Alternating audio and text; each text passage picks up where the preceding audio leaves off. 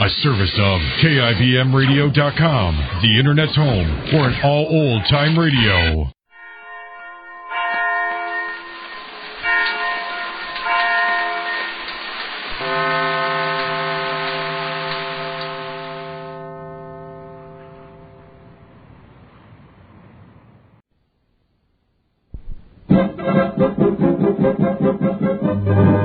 Jerry of the Circus.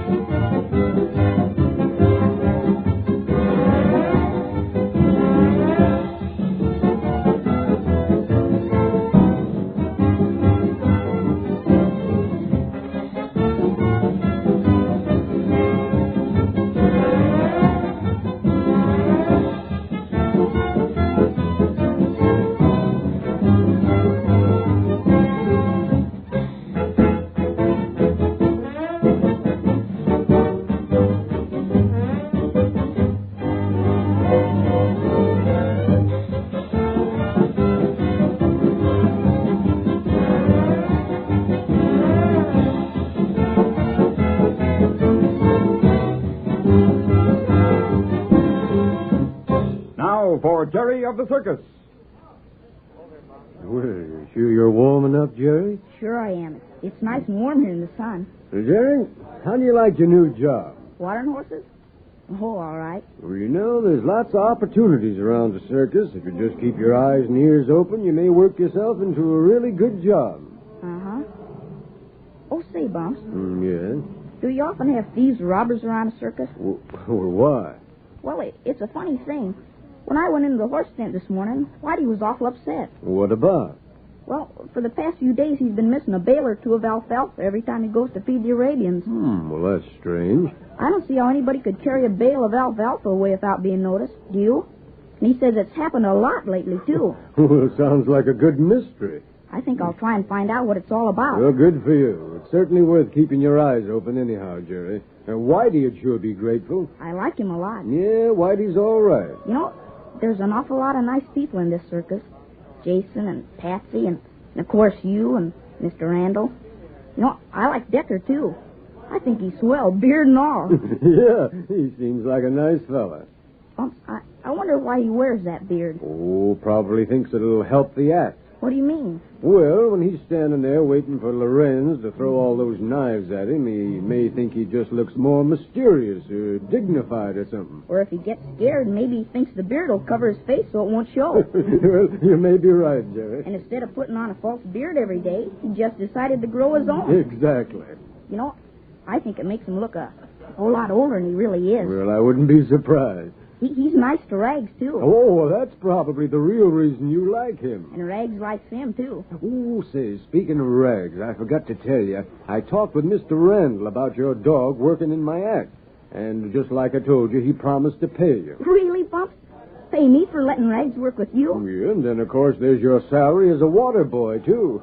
Why, you're getting to be a regular businessman. Golly, isn't that swell? Yeah, I guess you better see Jim Bennett the first chance you get and be sure your name's on the payroll. Who's Jim Bennett? He's paymaster and bookkeeper of the circus. You'll find him in the office wagon. Oh, I know. He's the man I talked to when I was trying to find Mr. Randall that first day to give him Dad's note. Now, let's see. Well, why, today's payday. He should be coming back from town with the payroll money pretty soon. Now, as soon as your shirt's dry, you better take a run over there and be sure your name's on the books. You bet I will. Gee, getting paid for letting your dog learn tricks. That's something.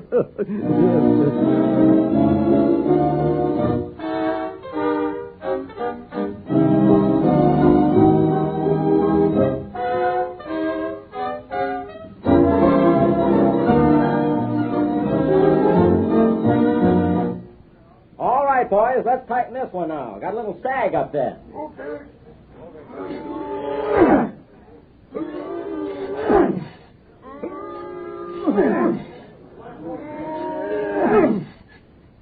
Well, here comes Jim. Must be about noon. Yeah, he's regular as clockwork with that payroll. Yeah, he better be. Hi, Jim. Looks like payday is with us again. Hi, boys. Yep, you're right after lunch.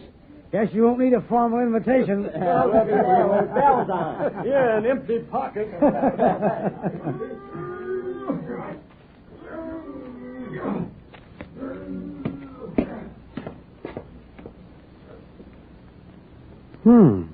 Funny. It's unlocked. You in there, Mr. Randall? Oh, I see. So, it worked just like I planned. You didn't see who hit you on the head, huh, Bennett? You sleep now, and the birdies are singing. Bolt that door from the inside. Okay, Decker. Is the coast clear? No one saw us, or Bennett either. Not a soul around except those stakers tightening up those ropes. What? They're on the other side of the tent. They didn't see a thing. Good.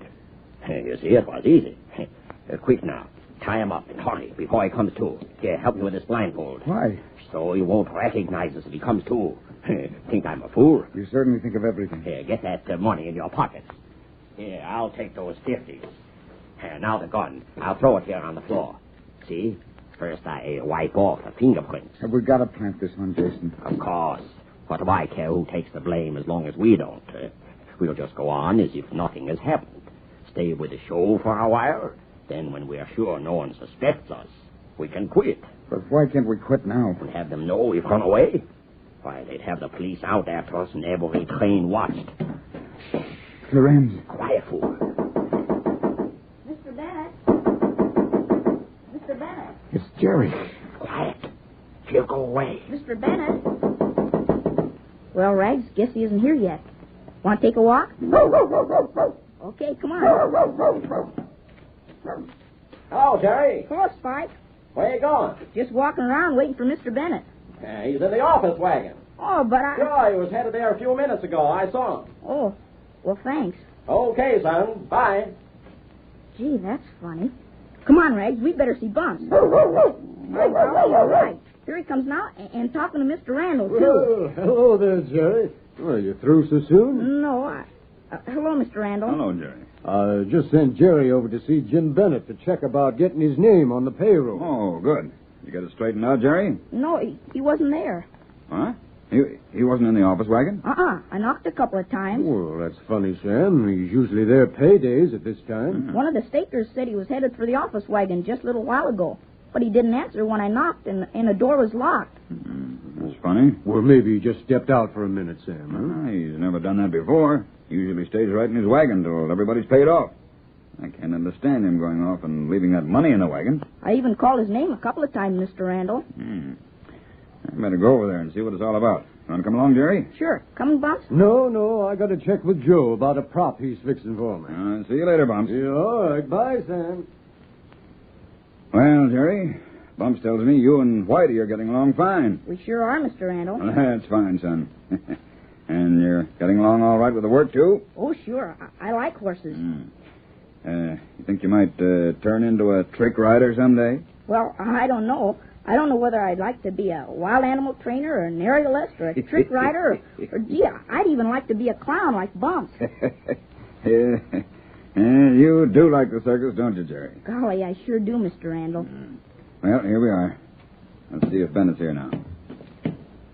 That's funny. The door isn't locked. Oh. Jim! He's heard. Gee, Rags, get away from there. Come here. Quick, Jerry, help me untie him here. Golly, look at that bump on his head. Get some water in that cooler over there, Jerry. Yes, sir. Jim, old boy. This looks bad. Wait a minute. The pay money. It's gone. Here's the bag he carries it in, empty. Hey, here's some water, Mr. Randall. Good. Let's put some on his head here. That's good. Coming around now. Jim. Jim, it's Randall. Oh, my head. Here, Jim. Drink this water. Take it easy. That's it. You'll be all right in a minute now. Gee, boss. Oh, wait a minute. Golly, what a blow. What happened? I came up the stairs. I noticed the latch was off the door, so I figured you were in there. I opened the door, then... Oh! Take it easy, Jim. Where's the payroll? It's gone. Every bit of it. All but the bag. No. Oh, what a break. Mr. Randall, there's a gun on the floor. Oh, don't touch it, Jerry. Why not? It might have fingerprints on it. Here, I'll use my handkerchief. Jim, it looks like Jason's missing gun. What? Jason's gun? Yeah, looks like it. .45 caliber automatic. Wait a minute. Number 873961. That might be the number. It sounds familiar. You don't think Jason did this, do you, Mr. Randall? Well, That's right, Mr. Randall. Jason lost one of his guns. Remember? You told me about it yourself. I know. Well, probably the guy who took it planted this on purpose to throw suspicion away from him. Yeah, and it's also possible that Jason reported his gun missing to divert suspicion. Oh, but Mr. Randall, Jason wouldn't do anything crooked. When you've lived as many years as I have, Jerry, you won't judge people by appearances. A man may seem like a straight shooter, and yet underneath there's... Look here, boss. Yeah? Part of this gun handle is broken off. Oh, yeah. Probably broke off when the gun hit the floor. Maybe the piece is lying around here somewhere. Golly, a pretty big piece broke off, huh? I don't see it around any place. You better get to a doctor and have him look you over, Jim. I'm going to have my hands full with this business. Well, what about the payroll, boss? I'll have to tell the folks at lunch, I guess. They're all in the mess tent now. Well, I'll see you later, Jim. Think you can manage to get to the doctor? Oh, sure. I'm okay. Do you want Jerry to go along? No, I'll be fine. I'd like to go with you, Mr. Bennett, please. Well, okay, if you feel that way. Oh, Jim, Huh? be sure to drop in my office when you get back. I'll have to talk with Jason and... Okay, I'll be there. So long, boss. Goodbye. Come on, Rags.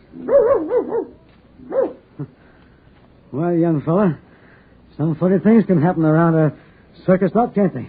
Golly, I'll say so, but Well, what is it, son? you don't think it was Jason, do you? No, to tell you the truth, I don't. But Mr. Randall said... I cleared up with all sorts of strange things since I joined this outfit. But one thing I'll say for him, he's pretty fair. Oh, I'm sure he is. But he's got a gift for putting his finger on the right guy. I'm just sure Jason didn't do it. Well, we'll hope he can clear himself. And if he can't, If he can't, I'd say Jason was in pretty hot water.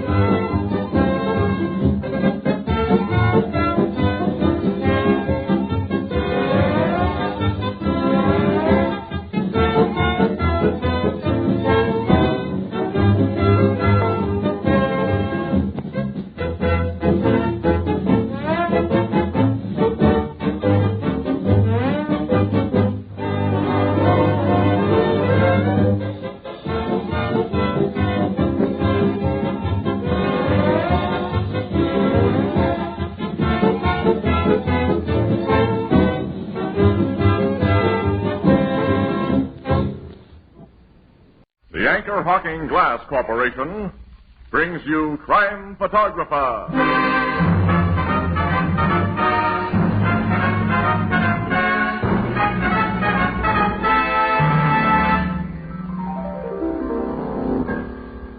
Casey, Mr. Marvin, all week I've been seeing the kids going back to school. Ah, school days, dear old school days. Education's a wonderful thing, all right. Sure is, Mr. Marvin.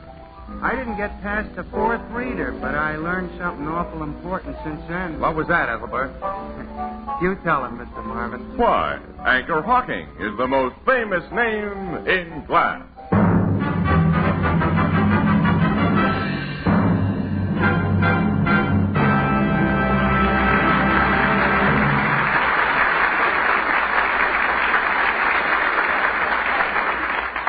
Good evening, ladies and gentlemen. This is Tony Marvin.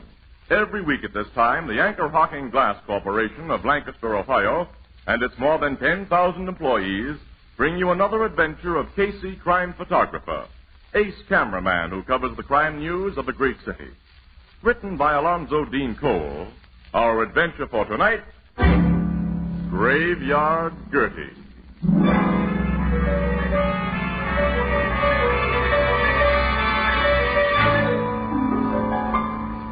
Night, cold and dark.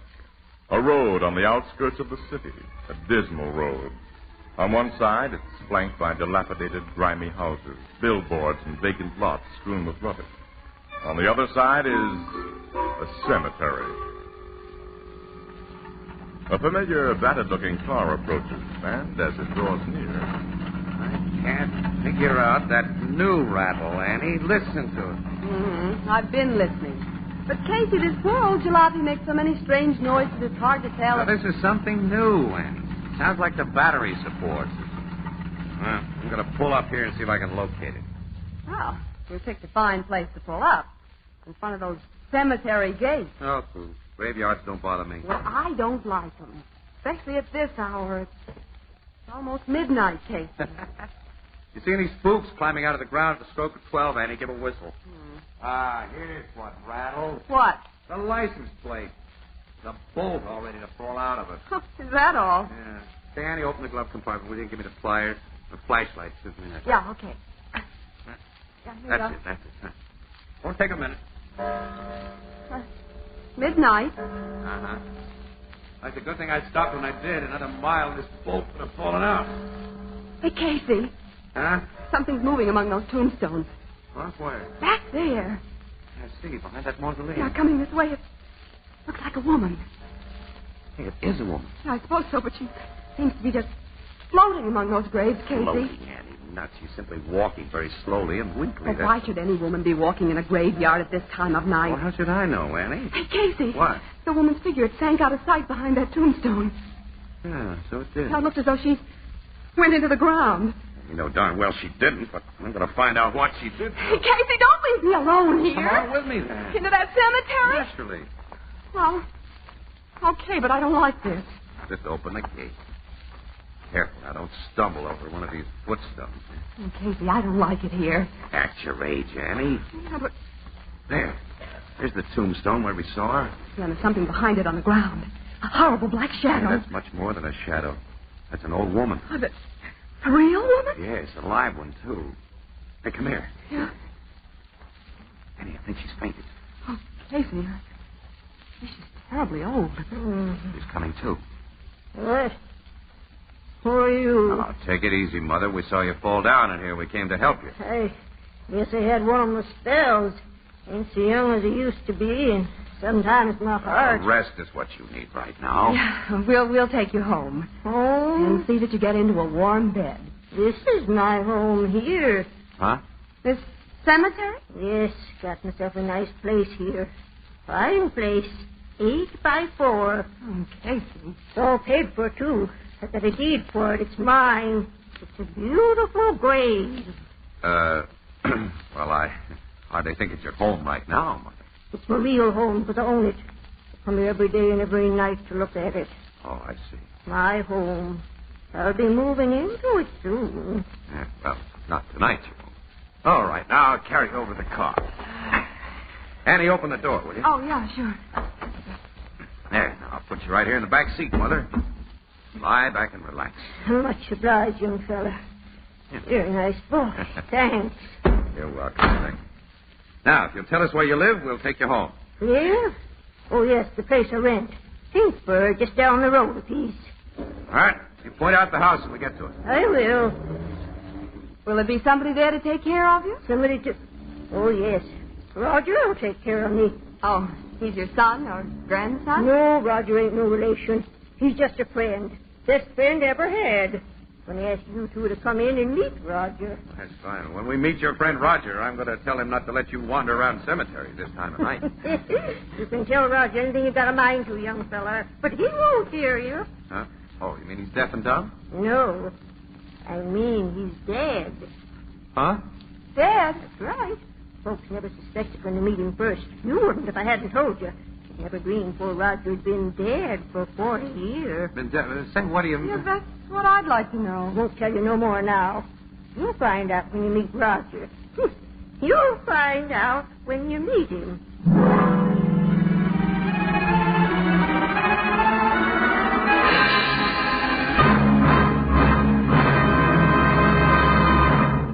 Our story will continue in just a moment. Is that good? Beer right from the bottle. Yes, indeed, Alex. Beer right from the bottle. And that's the only way to serve beer. Beer in glass bottles. For glass and glass alone can bring you beer that's brewery bright. Beer as it's meant to taste. Well, what about this bottle, Tony? It's a new kind of bottle. The Anchor Glass one-way, no-deposit bottle. You mean I don't have to take it back to the store, eh? No, sir. I don't have to pay any deposit? Not a cent. The Anchor Glass one-way, no-deposit bottle is so light, so compact, so inexpensive to produce that you pay no deposit of any kind. Never bother about empties. When it is empty, dispose of it as you would any other food container. And let's not forget, Tony, that this no-deposit container is made of glass. And glass never affects the taste or flavor of beer or ale. No wonder the Anchor Glass one-way bottle is sweeping America. Yes, Alex, for perfect flavor, demand beer in glass bottles. For extra convenience, demand your favorite brand in the new Anchor Glass one-way, no-deposit bottle, a product of Anchor Hocking. The most famous name in glass.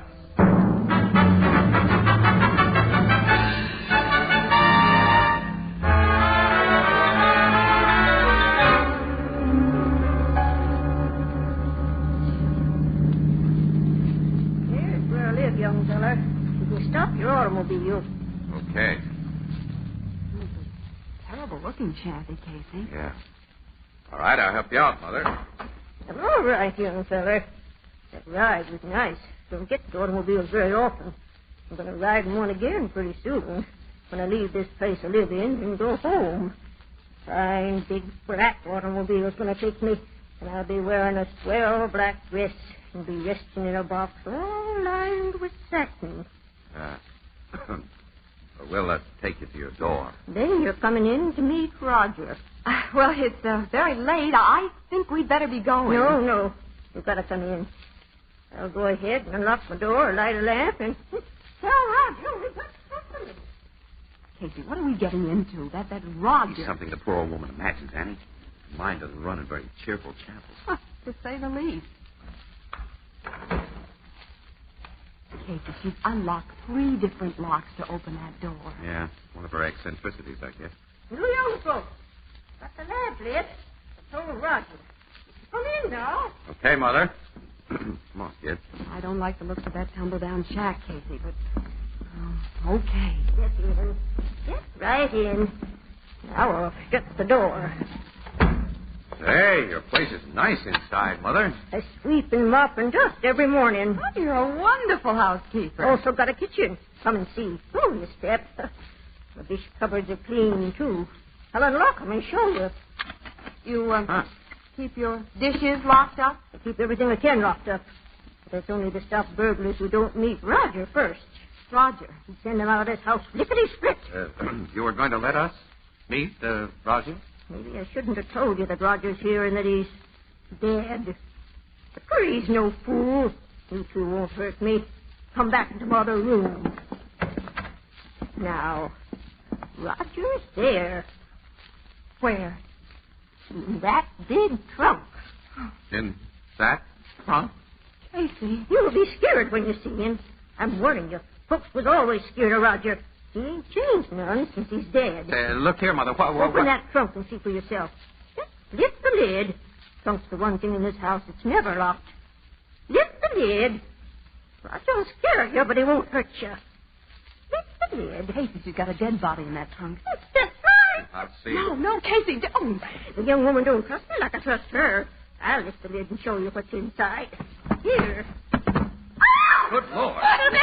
A big snake. It's lifting its head. Oh, come on, let's get out of this house. I'm right with you, Annie. All right, I'll bust. Wait. Huh? I warned you you'd be scared of Roger. I told you Roger's dead.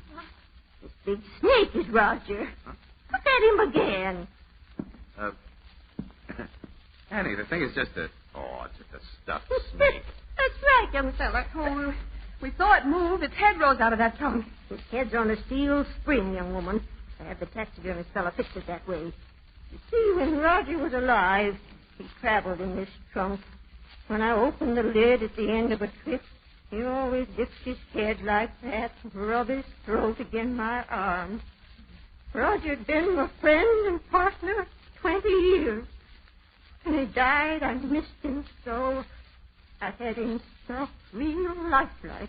Roger was your partner? I used to be a snake charmer, young man. Snake charmer? Oh, I That's see. in the business. I did all the good big talk. But when poor Roger passed away, I lost interest in the profession and dropped out. There never was another python like him. He was a python, huh? 15 foot and every inch of him kind, lovable. You look a little pale, young lady. I'm going to fix you a spot or two. No, thanks. We must be going Oh, now. you can't do that. Please stay. Roger and me ain't had visitors for an awful long time. Sure, sit down, Annie. We're in no hurry. Now. All right. Now, some snakes ain't sweet. Take cobras, for instance, or copperheads or rattlers. I could handle them, still can, but I never got to really like them. Mother, you and I are liking that. Oh, me too. Say, I knew we was going to find a lot of things in common. I'll put the tea kettle on, and then we'll have a nice long talk. Young folks in old Gertie's house again. It almost makes me feel as though the place I live in is my home.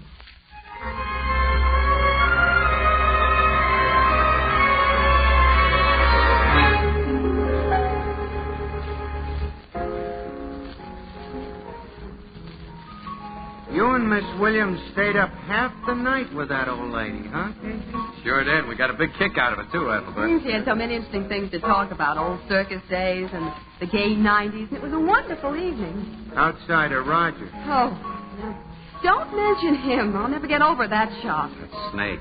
Poor old woman living alone with a stuffed snake. Yeah, wandering around that cemetery. You know, I found out that people in the neighborhood call her Graveyard Gertie. She's had nothing to live for except the prospect of a decent funeral. You say she's managed to put enough dough away for that? Yeah, skimped and saved a few dollars here and there. Casey sold Burke, our city editor, on the idea of playing old Gertie up in a Sunday feature for which she'll be paid. Paid? Sure, for letting me take pictures and for giving Miss Williams an exclusive interview. How much will your city editor pay her? Well, the tightwad said $100 was his limit. But Casey got him up to $300. Hey, that'll look like $1 million to the old gal. Mm-hmm. And we're going to call on her with the check tomorrow morning.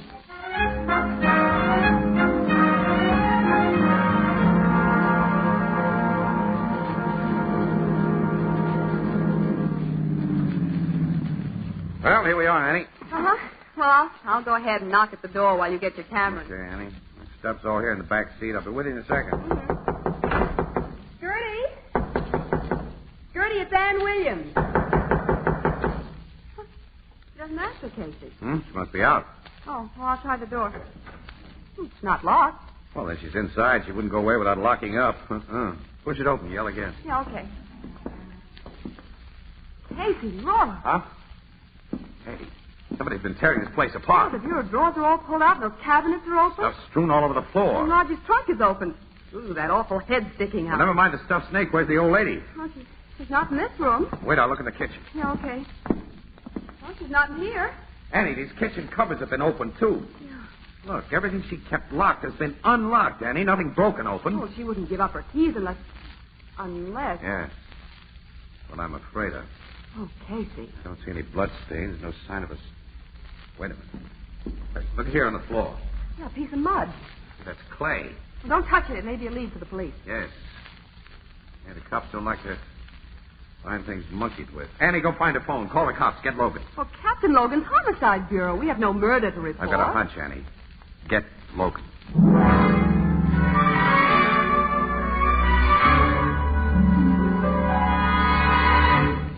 Casey, your hunch has wasted a lot of valuable time for me. My guys have searched every inch of this neighborhood, and there isn't a sign of that old woman or her body. Where do they go over that cemetery, Logan? She walked in there every night. They've looked behind every tree and tombstone. You had no business to call me in on this. Before the homicide squad can go to work, they have to have a dead body. Yeah, sometimes I think they got one. For a cat. Oh, yeah? Look, Logan, that old woman wouldn't have given up her keys without a scrap, and she was too frail to stand a scrap. Well, there's no evidence there was a scrap. This is a case for the precinct cops and the Missing Persons Bureau. I'm going back to headquarters. Okay, smart guy, go ahead. But my hunch still says this is a murder case, and I'm going to prove it. Yeah, so long, Miss Williams. Goodbye, Captain. Looks to me as though you'd put yourself out on a limb with him, Casey. How are you going to prove this is a murder? Well, maybe I did talk a little too big. He got me sore. Piece of mud must have come off the shoe of whoever ransacked this place. How did it get on his shoe? Well, how does anyone get muddy shoes? The cemetery. Annie, let me think, will you? Old Gertie had so many locks and bars around this place that the neighbors probably figured that she had dough hidden here. So someone in the neighborhood laid for her, huh? Somebody who was familiar with the neighborhood and her habits. He killed her. According to your hunch. Yeah. Be quiet, Okay, Annie. okay. Took her keys. Hit the body. Place unknown. Huh? I didn't say anything. Oh. And he came to this shack and searched for the dough that he thought was here using Gertie's keys. And he didn't find what he was looking for in a locked place, so he lifted the lid of that trunk that wasn't locked. And the head of that stuffed snake popped out. Yeah, the burglar reacted, Annie, just like we did when we first saw Roger. Only he got out the door, slammed it behind him, and kept going. Wait a minute. There's one place it's a cinch that burglar didn't look. And that's inside of Roger's trunk. The burglar thought the snake was the real McCoy and ran out. Annie, let's see. Right. Look. Hey, there's a metal box in the bottom of the trunk. Roger's coiled around it. A big cash box with a locked lid. Old Gertie did have money hidden here. She did. It's in this box. Annie. Yeah? I think I see a way to prove that Gertie was murdered and to get whoever did it. How? Whoever used that old woman's keys still has them. And still wants the dough that he didn't find. Well, I don't see how... Annie, go back to the office and tell him I won't be in for quite a while. Well, what are you going to do? First, I'm going to pay a visit to the sexton of that cemetery down the road.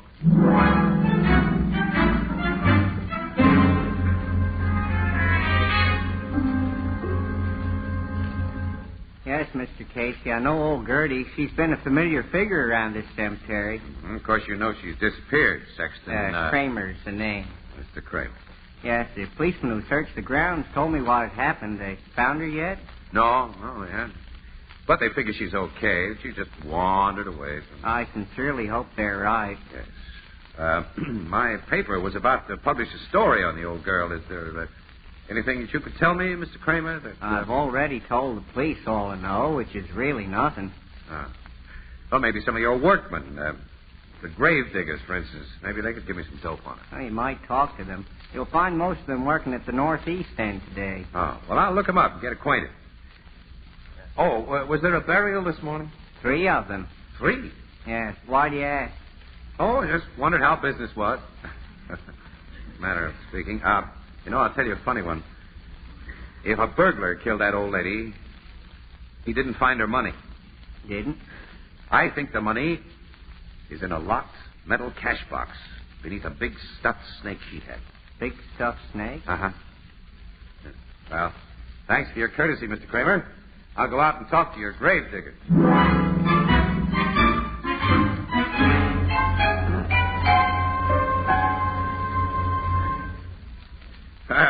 You fellas have really been swell, letting me interrupt your work and telling all you know about old Gertie.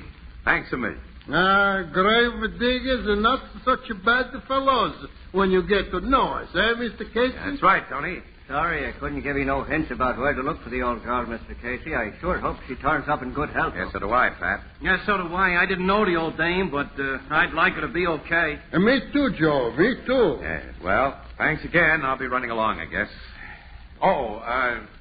Since you knew old Gertie, that is all except Joe here, I'll tell you a funny one. If a burglar did kill Gertie, which the cops don't believe, He missed the place where I think she kept her dough. He did? Yeah. In a locked metal box beneath a big stuffed snake she had. Stuffed snake? Stuff a snake, you say? Stuffed snake? Yeah. Stuffed, Joe.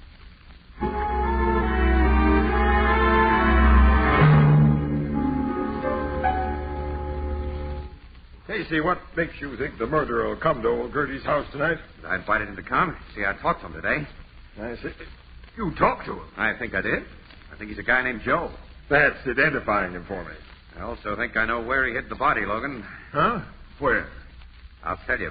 But first, look. First, you've got to agree to follow a plan that I've laid out. Now, is it a deal? All right, Casey, it's a deal.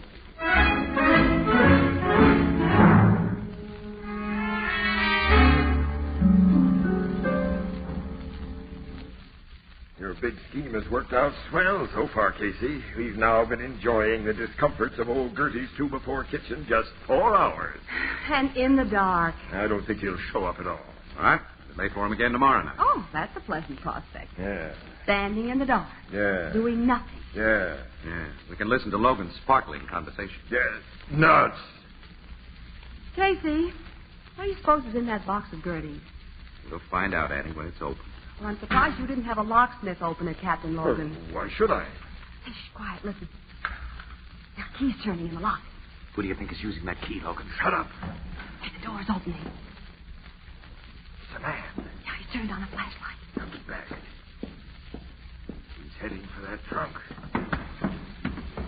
He's opening it. Do yourself, Logan. Put him up, you. Put him up, I said. Don't shoot. Where did you get that bunch of keys, Joe? Yeah, All right. You can run me in for entering this house just now, but that's all you can pin on me. That's all. You think it'll be all when we find old Gertie's body where you buried it? I didn't bury no body. You killed that old woman. No. You killed her and buried her in one of the new graves that were dug yesterday. You dug one of those graves a little deeper last night, put Gertie's body in, and covered it to the grave's normal depth. I don't know what you're talking about. You tracked fresh clay into this house last night from the graveyard. Try to prove it was me, mister. I guess there's nothing to do but take him in, Logan. Come on, you. Wait a minute. He's got the keys, Logan, to that box we haven't opened. We might as well see what's in it. Yeah, that's right. Open it up, Joe. Me? That's what you came here to do. All right. So you got an attempted burglary rap against me. So what? So open that box. Okay, anything to oblige you, copper. And I'll open it up and take out what's inside. Okay. What's the matter? A snake's in a box, a live snake. Snake? Yeah, look at my hand, the marks of its fangs. So, Gertie kept a live snake in there, too. Logan, that snake's a copperhead. Copperhead? Oh, they're deadly. Yeah, I know that. Get me to a doctor, will you? Get me to a doctor, quick. We knew the old girl liked snakes, Casey. Hey, for the love of... I didn't know she liked copperheads, though. If a doc don't take care of me in a few hours, I'll be dead. That's right. Well, then do something for me. Not until you tell the truth about old Gertie. I told you the truth. Think it over, Joe. In a few minutes, your hand will begin to swell. Hey, The poison will be going through your system. Hey, you can't do this to me. You can't. That snake bite has to be treated quickly, or there's not much hope. Tell us about Gertie, Joe. Your hand's beginning to swell, Joe. Tell us about Gertie. The doc doesn't get to you quick. Tell us about Gertie. All right. I'll tell you to get a doc. Talk fast and tell the truth. I killed the old woman. How? I sneaked up behind her and hit her on the head. What grave did you bury her in? One of the new graves. I'll show you. You'll find her there, just like I said. Now get me to a doc. Get me to a doc. Just as soon as we check your story, Joe. After that grave is opened and we know you've told the truth. Hey, this poison won't wait till you open that grave. I'll be dead by then. Confidentially, Joe, we don't really care. You're gonna let me die. You're gonna let me Come die. on, loud. You're going to the cemetery and point out that grave. And I'll take your picture, do Hey, it. wait a minute, Casey. What? Sure, Annie. What is it? Did you and Logan know there was a snake in that box? Confidentially, Annie, we put it there. A copperhead? No. It's a harmless hog-nosed snake that we bought from the zoo. Doesn't even bite. Well, he had bit that man's hand. I saw the marks. We had the box rigged so that anybody sticking his hand in it would strike a pair of sharp-pointed nails and scratch himself. Oh, no. Joe won't die of snake bite. He's going to die in a chair.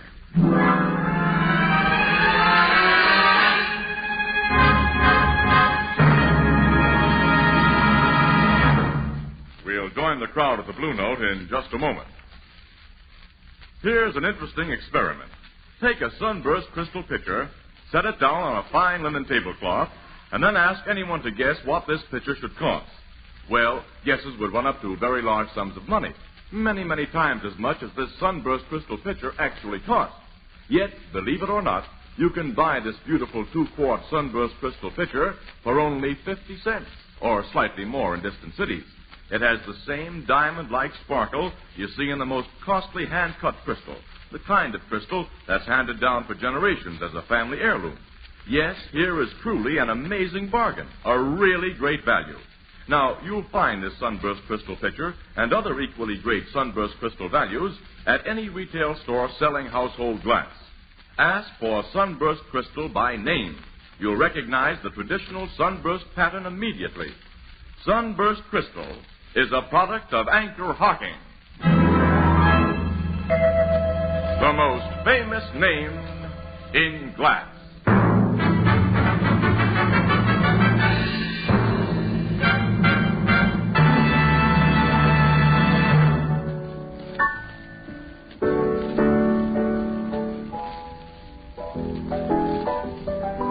The cops found that poor old woman's body just as that guy Joe said, huh? That's right, Ethelbert.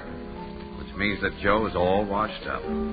What was in that box before you put the harmless snake in it, Casey? All of old Gertie's wealth. Huh? Yep. An old photograph of Roger when he was alive, the deed to Gertie's burial plot, and an undertaker's receipt for the funeral that she'd paid for in advance, and a $10 bill. Gee. And she's getting that proper funeral with trimmings. The $300 check that we weren't able to give her is buying her a nice monument. And she'd like that. Yes, she would. Say, Casey, what's going to be done with Roger, that 15-foot python in the trunk? Oh, say, I'm glad you mentioned that, Ethelbert. Oh, we almost forgot. Gertie made a will the day after we met her, which leaves Roger, trunk and all, to Annie and me. What are you going to do with him? Say, bartender, is there a guy around here by the name of Ethelbert Gibson? Oh, yeah, that's me. What's on your mind? I'm from the Express Company. I got a big trunk outside for you. Where do you want me to put it? Come on, Casey. I think we'd better go. Yeah, so long, pal. Huh? Wait, you mean a trunk? Well, what am I going to do with... Hey, you can't do this to me.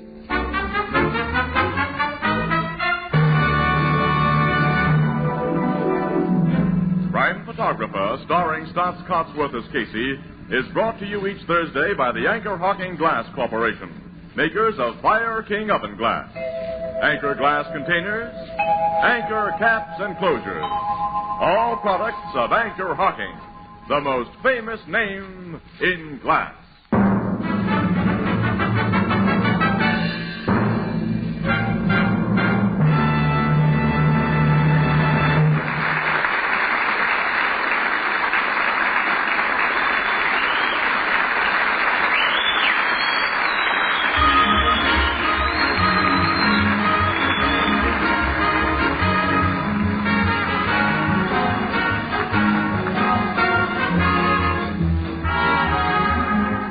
Photographer is directed by John Dietz. The original music is by Archie Blyer, and the program features Miss Jan Miner as Anne and John Gibson as Ethelbert. Herman Chittison is the Blue Note pianist, and Gertie was played by Abby Lewis. This is Tony Marvin saying goodnight for the Anchor Hocking Glass Corporation of Lancaster, Ohio, with offices in all principal cities of the United States and Canada.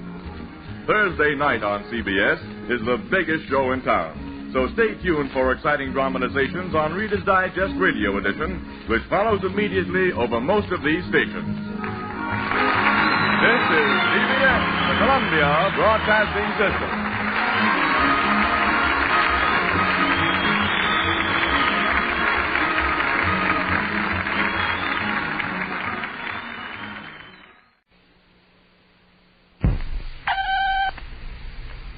The Mutual Broadcasting System presents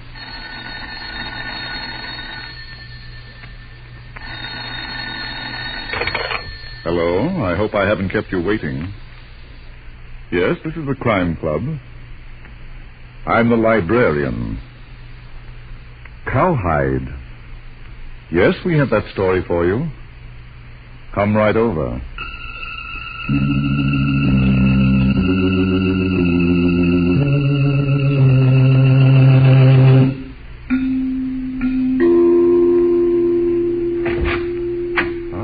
You're here. Good. Take the easy chair by the window. Comfortable? The manuscript is on this shelf. Here it is, Cowhide. The very intriguing story of a suitcase that was packed with murder. Let's look at it under the reading lamp. It was early afternoon, and the customer's room in the brokerage offices on the second floor of a midtown office building was crowded, as usual. Harold Phillips, a middle-aged clerk, crossed the large room, nervously adjusting his tie, and stopped outside the office of Mark Baldwin, the manager. Come in. Excuse me, Mr. Baldwin. Oh, Phillips. Come in, please. Thank you, sir. You sent for me, Mr. Baldwin. Come here, Phillips. I hope nothing is wrong, sir. My books. Sit down. I've always been very careful, sir. I never let a page go without checking and rechecking. Phillips, you've been with this company for 30 years. Yes, sir. Have you ever thought of leaving us? Leaving? Why, no, sir. Not once in 30 years? Well, please don't hold it against me, sir. There were times when I thought I might do better somewhere else, but... Yes? I realized that I couldn't, and I stopped thinking about it. It's been 15 years since I... Good for you, Phillips. I guess we can trust you. What? Open that suitcase on my desk. Yes, sir. Good heavens. Securities. $500,000 worth. And they're all negotiable. But I... Well, look here, Mr. Baldwin. If you're accusing me... What are you talking about? If you're accusing me of having packed that suitcase... Phillips. You don't know me, sir. You've been the manager of this office less than a year. But I have a record of excellent service. You can ask the gentleman in the main office if you want to. Phillips, don't be an idiot. I'm not accusing you. But the suitcase... It's going to our Los Angeles office. Oh. You're going to take it there. I? Naturally. You're the only one I can trust with it. But such transfers are usually made I know all about it. Now, you'll leave tonight on the 9 o'clock train. I've reserved a drawing room for you. Yes, sir. You'll be careful, of course. You won't leave that drawing room for 1 minute. But, Mr. Baldwin... I said not for 1 minute, Phillips. And as for your meals... I'll make arrangements. That's the idea. One more thing, Phillips. Yes, sir? You're not to discuss this matter with anyone. Not with anyone, including the members of your own family. But Los Angeles, Mr. Baldwin, how can I explain that to Doris, my daughter? Don't. But I'm going away for a long time, for 2 weeks, perhaps. Think up a good excuse. Only you, I, and the manager of the Los Angeles office know about this transfer. We want nothing to happen to that suitcase or to you. Yes, sir. In other words, Mr. Phillips, we don't want you killed. Well, thank you, sir. I appreciate your consideration. Yes. I'll go home and pack after closing time, of course. And will I take the suitcase home with me? No, you stop back here on your way to the train, and I'll give it to you. Would 8 o'clock be all right? Fine. But be prompt. The train leaves at 9. Well, I won't be late. And now, Mr. Baldwin, if I may say so... Yes? Thank you for your confidence in me.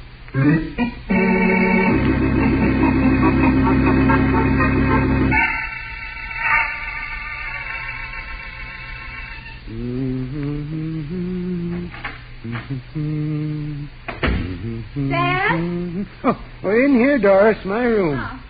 Did you eat? Scrambled eggs. You would. Every time I come home late from work, you... Say, what's going on here? Just packing. Walking out on me? Only for a little while, dear. What? Yes, Mr. Baldwin has given me a 2 weeks vacation. Oh? With pay, of course. Oh, now, don't stare at me like a frightened little girl. Dad, where are you going? Aunt Martha's. That sister of mine has been after me to pay her a visit. But you had 2 weeks vacation not 3 months ago. Well, Mr. Baldwin wants me to have another one. Why? As a bonus for my good work. 30 years on one job. Why not cash? He's only the manager of a branch office, dear. Now, stop worrying. You'll get wrinkles. Dad, he's not sending you away because of something that happened this afternoon. What do you mean, Doris? You didn't get sick. Oh, no. Those headaches you used to complain about. Oh, I haven't had one since... Well, I know you've been seeing the doctor. Oh? I didn't say anything because you didn't. I thought if you didn't want me to know. There's no keeping a secret from you, is there? Well, everything's all right. My blood pressure's down. Yes, but this afternoon... A mild attack, nothing serious. But Mr. Baldwin happened to notice it, and, well, he's very fond of me and the kind who appreciates loyalty. Oh, Dad, why won't you give up your job?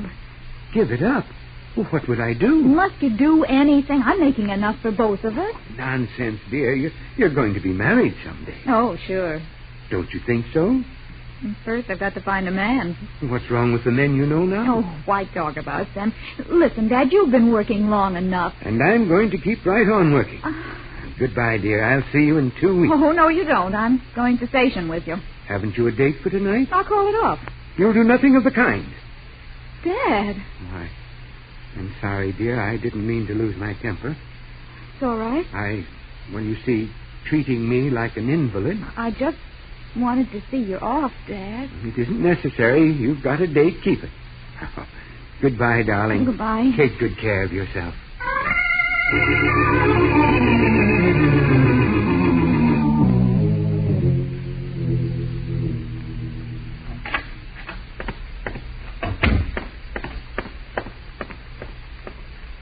Hello. I'd like to see Mr. Kenneth Badger. I'm Ken Badger. Are you the private detective? Well, so they say. But, all right, take a look at this newspaper. For free? Read it. Now, look, miss. Read the headline, please. You've got a way about you. Okay. Brokerage clerk disappears with $500,000. Harold Phillips for 30 years a clerk in the brokerage offices of... How am I doing, kid? Do I pass the literacy test? My name's Doris. My favorite name. Harold Phillips is my father. Mm-hmm. Well, what'd you say? Mr. Badger, I'm desperate. A good-looking girl like you. My father didn't steal those securities. What a shame. I know he didn't. And you're going to find him and prove that he didn't. I am? Yes. Will you? Now, listen, honey. There comes a time in every man's life when he's got to say no. This is my time. But you don't know my father. Is that bad? He's not a thief. He's the most honest, the most conscientious. Oh, somebody told you about my weakness, huh? Well, you don't even try to understand. He has been with that company for 30 years, handling money and securities every day. If he wanted to steal, he could have done it in dribs and drabs, picking the books. He didn't have to wait until yesterday to take $500,000 at one time. Maybe he didn't get the idea until yesterday. Oh, please, Oh, cut it out, will you? I can't. Will you please cut it out?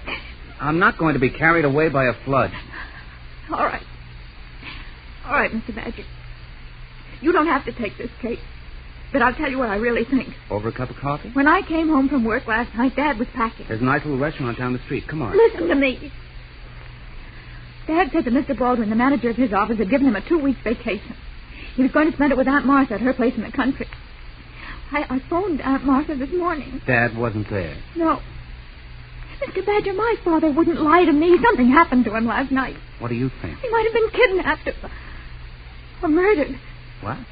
Mr. Baldwin's got those securities. That's why he told Dad he could go away. And then last night his dad was going to the station. Wait a minute. Why did you phone Aunt Martha this morning? Dad hasn't been feeling well. I was worried. I'm going to give you a break, baby. Oh? Only because I like you. But there's one condition. What? From now on, it's Ken. Yes, Ken. Okay, Doris. I'm going down to the brokerage office to see what Mr. Baldwin looks like. Oh, I'm going with you. You are? I am. That's what I said. You are.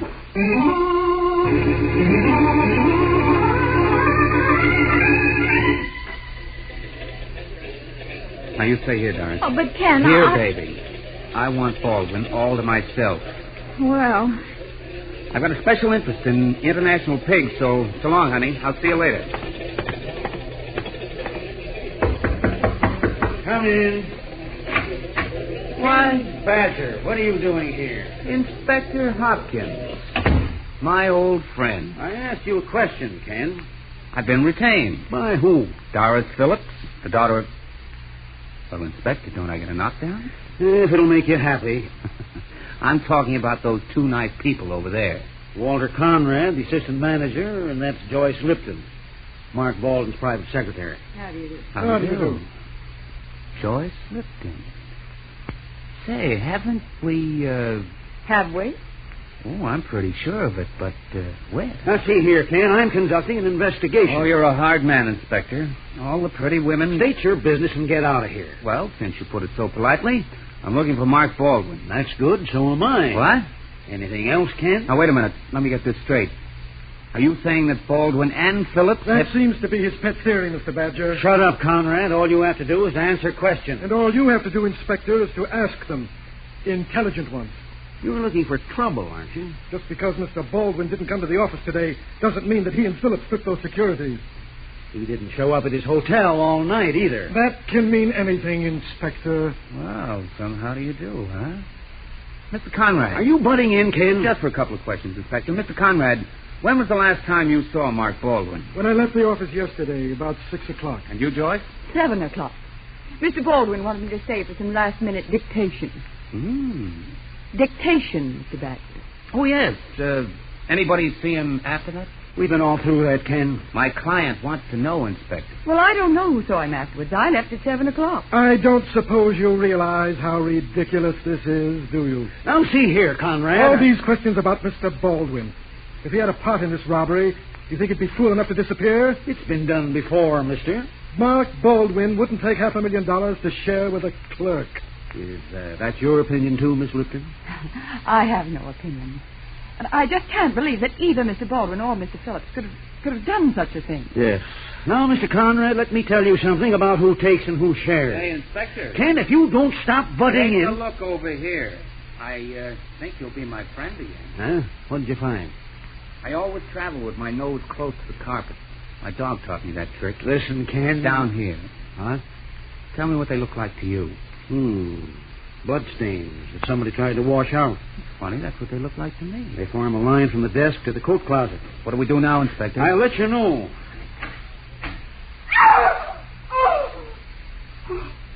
Yeah. This is one thing I didn't expect. Would you say he's dead? I don't say anything when the coroner gets here, Ken. Mr. Conrad, who's that man? Baldwin or Phillips? That's Mr. Baldwin.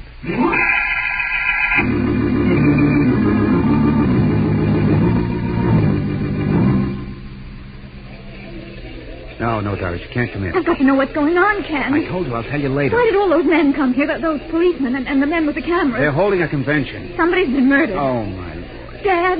No, Mr. Baldwin.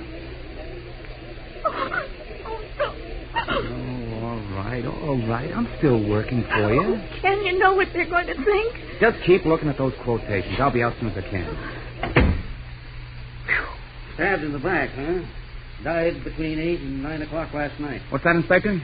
You still here? Between 8 and 9 o'clock last night, huh? That's about when Baldwin was murdered, according to the coroner. Holy smoke, then the old guy's innocent. Sure. I'm not kidding. Phillips didn't do it.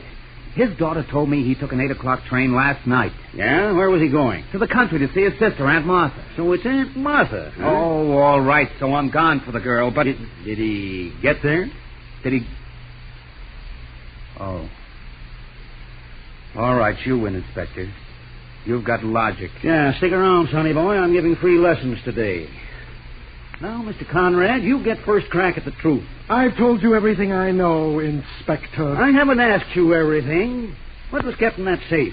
Oh, bonds, securities, cash. Who knew the combination? Mr. Baldwin, myself.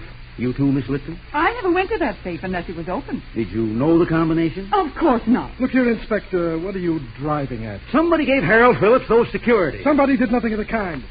Phillips knew the combination of that safe. A clerk? He was our oldest employee. We felt that we could trust him. Whoever dreamed that he would... I'll take that, Miss Lipton. But it might be company business, Inspector. Yeah, it might. Hello? Yeah, Hopkins talking? You don't say. Good. Perfect. Tell Detective Riley to hop on a plane right away. Yeah, I know he's with homicide. We want Phillips for murder. Well, they picked him up in Chicago on a train with 2 suitcases. What's the matter, Ken? No comments from the lovelorn? What about the security? That's the next episode. Tomorrow morning at police headquarters. What do you mean? The suitcase wasn't loaded with clothing and personal effects, and it wasn't loaded with securities either. Huh? It was loaded, Ken, with newspapers.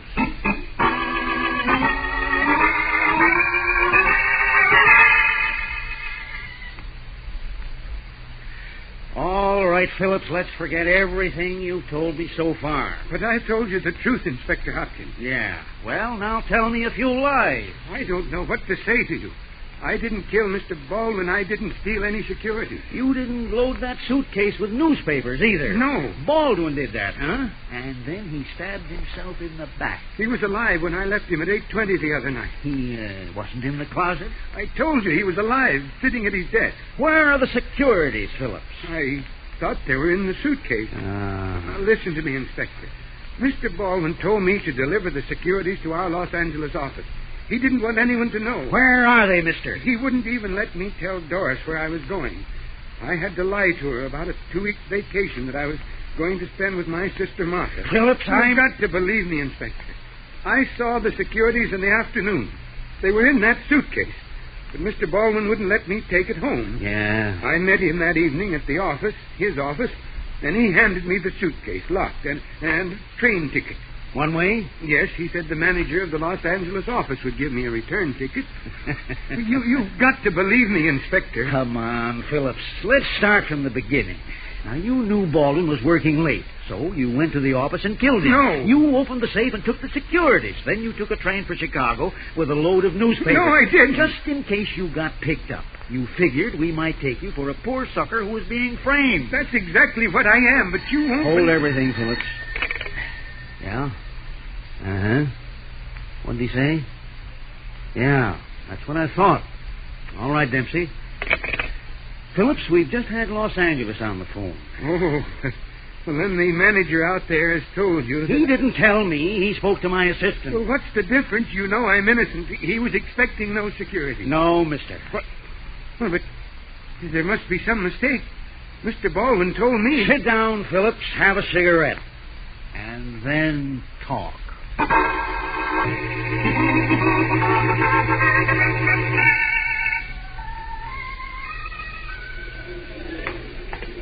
Ken, Coffee with tears, hon? Bad combination. did you get Inspector Hopkins? Yes, darling. When can I see my father? Will you promise not to turn on the faucet? Ken. You can see him any time. He's just been booked. Oh, Murder in the first degree, without a confession. he didn't do it, Ken. The inspector also told me a lot of other things. He didn't do it, Ken. Things your father told him. Doris, Yes? your father knew he wasn't going to have Martha. What? He was going to California on orders from Baldwin. But he told me he... What time is it? 4:15. But, Ken... Come on, let's get out of here. Are we going down to the prison? Nope. We're going to find out more about a certain security transfer. And about a certain gal with red hair and blue eyes in a way that's very tantalizing.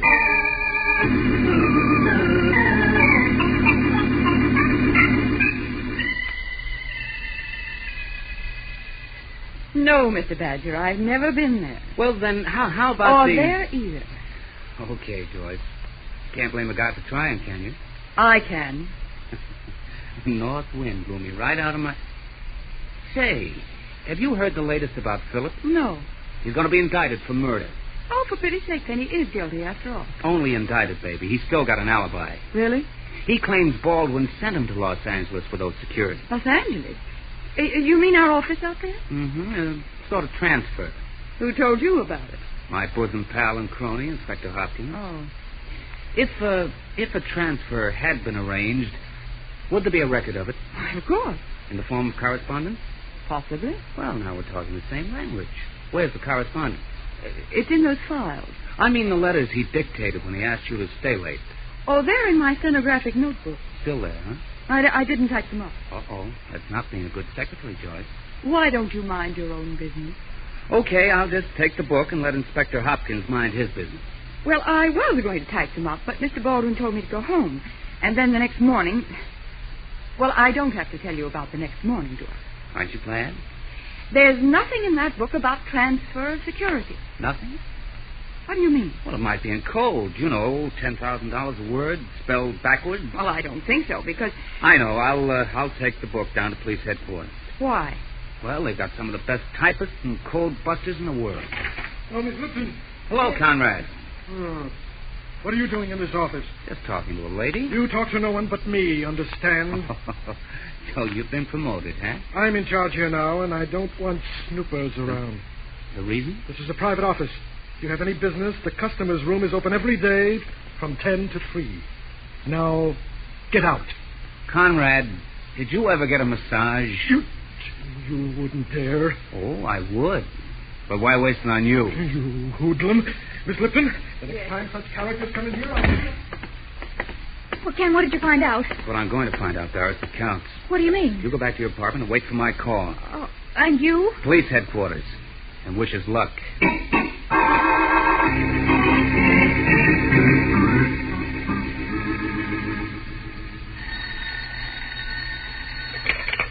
Hello.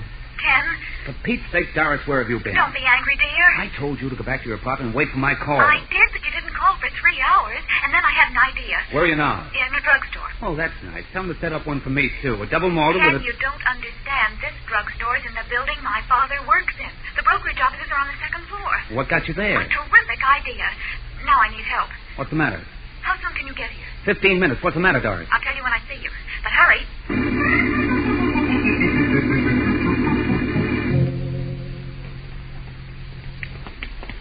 All right, kid. You just leave him to me. I'll take care of But him. don't be rough with him, Ken. He's not young. So you went out and got a detective, huh? What's this about you refusing to answer questions, mister? I got a right to, ain't I, when they come from her? She's only a civilian, like me. What's your name? Joseph. Now, look, officer. You know Harold Phillips? Sure I do. Seen him lots of times when he was working late in the brokerage office. Did you see him the night of the murder? I ain't talking to you, lady. All right, then you'll talk to me. Sure I seen him. I took him up in the elevator. What time? Now, listen, you. All right. Tell him. It was 8:15, and I run him down again at exactly 8:30. You talk like radio time, pal. I got it on my mind. Another detective asked me them same questions about an hour ago. Showed him the book. What book? That's what I wanted to see, Ken. The book everybody must sign when they come in and go out of an office building after 6 o'clock. Did you think of that all by yourself? All of a sudden. Where's the book, Joseph? Right here. And that's where Mr. Phillips signed it. Darling.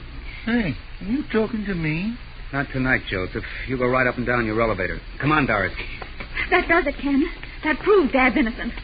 And you thought of that all by yourself? Dad wouldn't have signed that book if he were going to steal or commit murder. He wouldn't have used the elevator. And I went to school and paid for a license. What are you talking about? Just thinking out loud about how good I am. Will you do me one favor? Oh, you know I will. Then go home. What? And stay there. And don't move until you hear from me.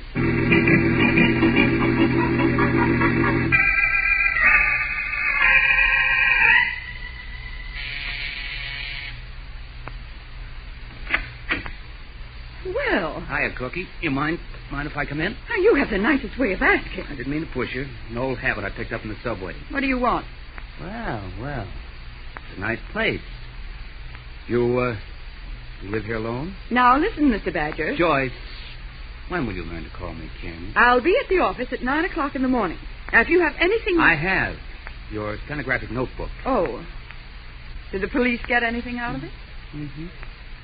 A murderer. Really? You're pretty cute, baby. Huh. What did Phillips have to do with my notebook? Fingerprint? Or my notebook? You're not working on all cylinders, Cookie. They were your fingerprints.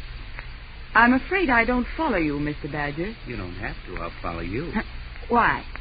Oh, I knew I met you somewhere before. But I don't recognize the gun. I let you pull a fast one on me, didn't I? I have a lot of fun, Ken. Because you're going to be a dead duck in about 2 minutes. Annie Joyce, the confidence gal. How long did they keep you in stir? A year and 2 months. Yep. You've come a long way in the last 8 years, baby. From swindling to murder. Well, now, wait a minute. You don't have to be so impatient. This gun doesn't shoot. It seems to catch on. It's all right with me if it doesn't shoot at all. Tell me, how did you get Baldwin to turn his back with a knife? I didn't. He was kissing me when I killed him. Oh. You're just the woman for me. Phillips had gone up with a loaded suitcase, and Mark and I were going to wait until he'd been arrested and sent to jail, and then... You were going to split $500,000. That's right. But you decided why wait and why split. I'm selfish that way. Yeah. But you're going to wait, Cookie, for a quick burn. Well, you won't be around to see it. I'm not so sure of that, miss. Oh, Drop that gun. She doesn't have to, Inspector. It just changed hands. Well, did I do all right, Inspector? For once in your life, when you came in here, I was afraid you was going to close that door with a snap lock on it. Inspector, you don't think much of me, do you? You want the truth. No, just skip it.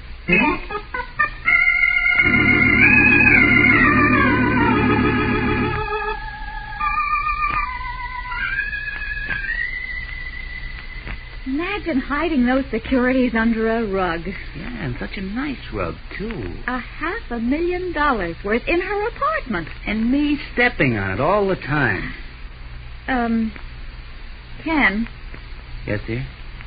How well did you know her? Doris, I told you. I saw her in a courtroom 8 years ago. And you remembered her for so long? I've got a weakness for redheads. I'm not a redhead.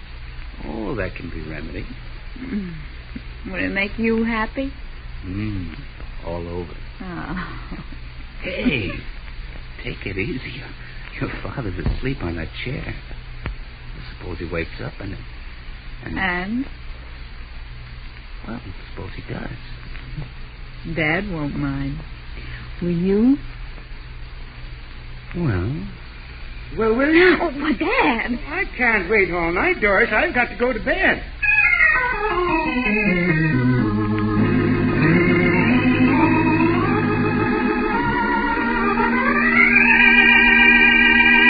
And so closes tonight's story, Cowhide. Stedman Coles wrote the radio script. Roger Bauer produced and directed. Bill Quinn played Ken Badger. Joan Tompkins was Doris Phillips. Cameron Prudhomme was Harold Phillips. Eleanor Phelps played Joyce Lipton. Joe Latham was Inspector Hopkins. And Muddy Forbes was Walter Conrad. Oh, I beg your pardon. Hello, I hope I haven't kept you waiting. Yes, this is the Crime Club. I'm the librarian. Yes, come over a week from tonight. Good. We have the very intriguing story of a decision that almost cost a man's life. It's called Sentence of Death. In the meantime, there is a new Crime Club book available this week and every week at bookstores everywhere. Yes, it's available now. Fine. And we look for you next week. Oh, yes. And another thing. Traffic accidents have been increasing at an alarming rate. Avoid them by respecting the rights of your neighbor on the road, and by being sure that you and the car you are driving are in good condition.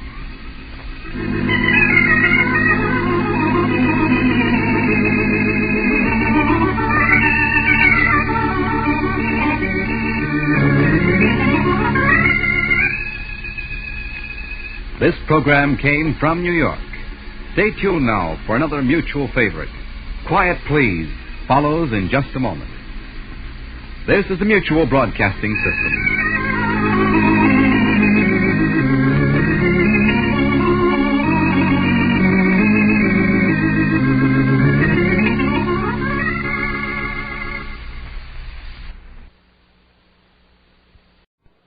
Mr. District Attorney, champion of the people, defender of truth, guardian of our fundamental rights to life, liberty, and the pursuit of happiness.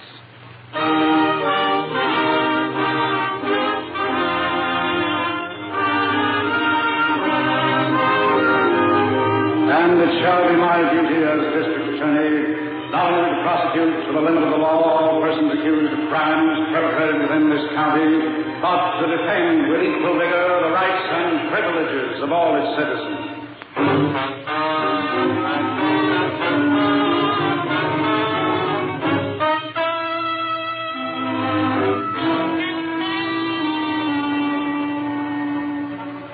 As our case opens tonight, your district attorney and Harrington are seated at a council table in a hot, stuffy courtroom. They've been impatiently awaiting the return of a jury who have spent many hours deliberating a verdict. Word has come that this verdict has been reached. Spectators have filed into the room, The judge has returned to the bench. Finally, a side door is opened, and the jury returns. Silently, they enter the jury box. An air of tense excitement grips the court as the clerk calls upon the foreman of the jury to rise. In droning tones, he asks, "How say you? Do you find this defendant guilty or not guilty?" We, the jury, find him not guilty. Oh, Chief, did you hear that? Yes, I heard it. Oh, what a swindle. I don't understand it. Why, a bunch of 10-year-old kids that know Stanley committed that murder. I thought we had everything we needed on this one. But evidently there was a reasonable doubt in the minds of the jury. A reasonable doubt. Oh, look at Stanley grinning all over the place. He should be. He'll never be as lucky again. Oh, look at... Hey, he's coming over here. Oh, yes. Hiya, Mr. D.A. Hello, Stanley. Ain't you going to congratulate me? For what? For winning the Duke. You still done that killing, Stanley? Ain't how the jury call it. That's what they pay off on. See you later, boys. Oh, brother, how could they let that punk off? I don't know. One thing is certain, though. What's that, Chief? This merely postpones Mr. Stanley's engagement with the chair. How come? He's a professional killer and will continue to be one. The next time we pick him up, we'll make it stick.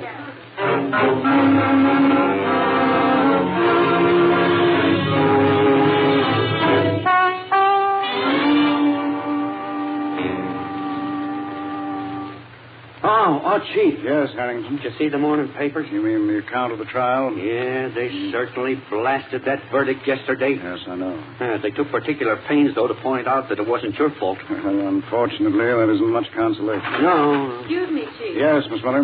There's a Mrs. Clark in the outer office. Yes? She was one of the jurors on the Stanley case. Oh, does she want to see me? Yes, sir. Yeah, what about? Well, I don't know. She said it's important. All right, have her come here. Yes, sir. Wonder what this is, Chief. I don't know. You remember Mrs. Clark? Oh, yes, of course. How do you do, Miss Clark? And this is Mr. Harrington. How do you do, Mrs. Clark? Sit down, won't you? Very well. Sit here. Now, what can I do for you? Well, I have something to tell you. It has to do with the trial. Yes? I feel that there's something very suspicious about the verdict. That's why I came here. You better get your pad and pencil, Miss Miller. I have it right here. I'll take this down, Chief. Thank you. And just what are your suspicions, Mrs. Clark? Well, in the beginning, most of us believed that Stanley was guilty of the murder. But there was one man especially who insisted he wasn't. And, well, he had a lot to say about it. Yeah, who was that? Mr. Taylor, he was the foreman. Yes, I remember him. He insisted that Stanley was innocent. And what did he base this on?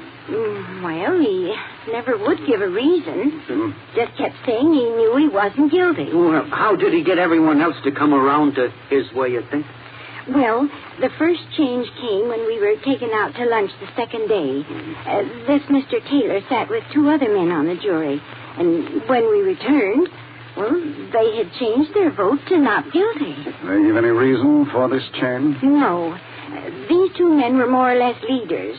Their changeover gradually influenced most of the others, and finally by the third day, another juror and myself were the only two who were for conviction. Well, what made you both switch? Well, at dinner time, this Mr. Taylor sat with the man who was siding with me. Whatever went on there made him change his mind. So after dinner, you were the lone holder? Yes. And then you finally just gave up? Oh, no. No? Well, I mean, I was prepared to stand my ground to the finish when I received a message from an attendant. It was about my son. Yes? It said he was coming home on a final furlough before going overseas, and he'd only be in town overnight. And, of course, you wanted to see him. Yes. And besides, by this time, all the others agreed he wasn't guilty, so I voted with them. Well, I can understand that. But the message wasn't true, sir. What do you mean? My son called me this morning from camp. He knew nothing about it. Hey. That's really what convinced me I should come here. Well, I'm certainly glad you did, Mrs. Clark. Do you think that Taylor guy had anything to do with the phony message? I don't know. Well, I think we should try to find out. I'd like to have a talk with this man, Taylor. Find out where he can be located, Harrington, and bring him in for questioning.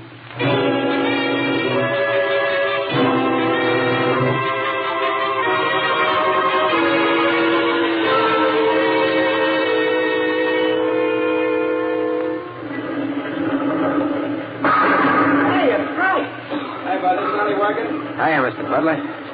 Well, hello, Stanley. I wonder what happened here. I kind of did a little celebrating last night. Yeah, I sort of figured you would. I'm back to the office. Okay. You hungover? Yeah, a little bit. I have to fix that. Swell. Go ahead. Thanks. Sit down, kid. Okay. What'd it be? Scotch or rye? Oh, shot of rye, do good. Right. I want to thank you, Mr. Butler. For what? For the fix. The verdict? Yeah. Well, you killed a guy for me. The least I could do was rig a jury for you. Yeah. Drink up. Thanks. That should ease the pain. How did you ever do it? What? Swing them jury guys. The way that DA piled up points on me, I figured I was cold. I told you I'd take care of things, didn't I? Sure, but even the mouthpiece said I didn't have a chance. He just didn't know the score, that's all. What was it again? I owned the foreman. The little fat guy? Yeah. How come? Well, he was in a pocket, needed dough. I just took care of him. What about the others? Well, I used a kind of a smart maneuver there. How do you mean? Most people, somewhere in the past, have got something they'd rather not have brought up again. Yeah? So I had a checkmate on a jury, dug up enough on 3 of them to turn a little heat on it. Well, how did you get to it? Well, it seems that there's a waiter in the joint the jury ate in who happened to be a friend of mine. Guy I'd kind of done favors for. Oh. I sent a note through him to the foreman giving him a rundown on these 3 guys on the jury, so he went to work on it. You really operate, Mr. Butler. That's my business. Anything can be fixed, kid. You just got to know how, that's all. Well, you've done a swell job. And just to show you I mean that, the next killing you want done is on me.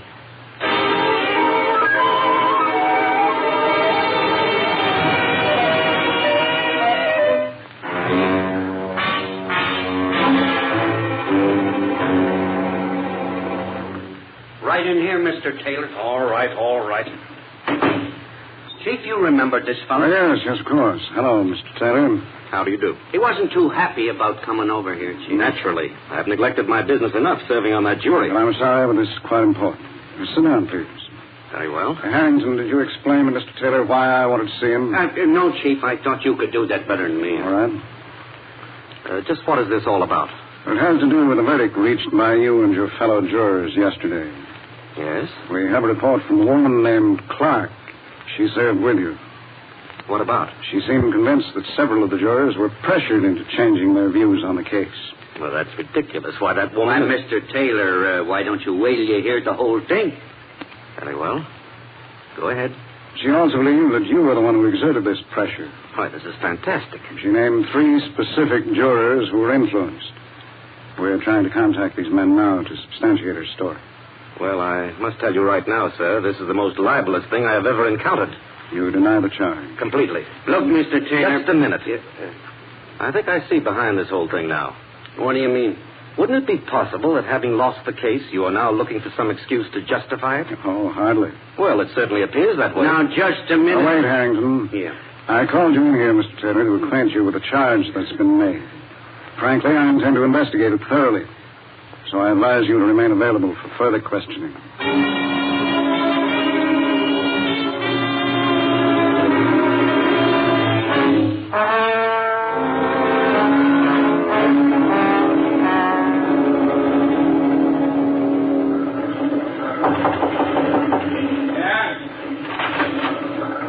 May I see you for a minute, Mr. Butler? Oh, come in, Tim. What are you doing here? Something has come up. I had to talk to you. Wasn't very smart of you to come here. I had to. Well, what is it? I've just come from the district attorney's office. What are you doing there? He sent for me. What for? A woman on the jury has charged that I was responsible for the acquittal. So what? She implied that I exerted pressure. How would you know? Well, that isn't the point, Mr. Butler. The fact remains the charge has been made. The DA said he's going to make a thorough investigation. Okay, let him investigate. But if those men I influenced should talk... Well? Well, I have a reputation to think of, Mr. Butler. I'm a respected man. Sure. You've got to do something. You have to help me. Look, Taylor, nothing's going to happen. How do you know? Just take my word for it. I'm sorry, that isn't enough. No? No. I demand a guarantee of protection. The same protection you gave to Stanley. You demand it, huh? I most certainly do. Don't forget, you have as much to lose as I have. How do you figure that? Well, you were responsible for my swaying that jury. So? If the district attorney were to find that out, you'd be in this thing, too. How do you figure the DA would find out about me? Well, you, Taylor? Possibly. Yes. That's very interesting. Who's that? Hey, Stanley. Come in. You get company. Ah. Remember him? Yeah, the jury day. That's right. He's got trouble. What's the matter? The DA smells a fix. I've just come from his office. He's worried. Afraid I won't take care of him. Why? I don't know. He says if he falls, I fall too. Oh, I didn't exactly say that. That could mean a new trial, kid. Hey, now, wait a minute. We can fix that, though. How? Remember that favor you owed me? Huh? You promised me one on the house. Oh. Well, what are you going to do about this, Mr. Butler? I'm taking care of it. How? Show him, Stanley. Right.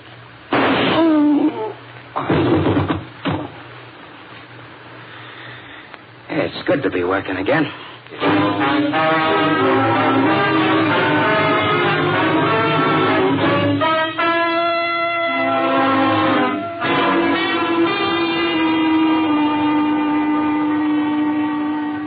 Excuse me, Chief. Yes, Mr. Butler. Here are typewritten copies of all the testimony we took. Oh, fine. Put them right on the desk. Yes, sir?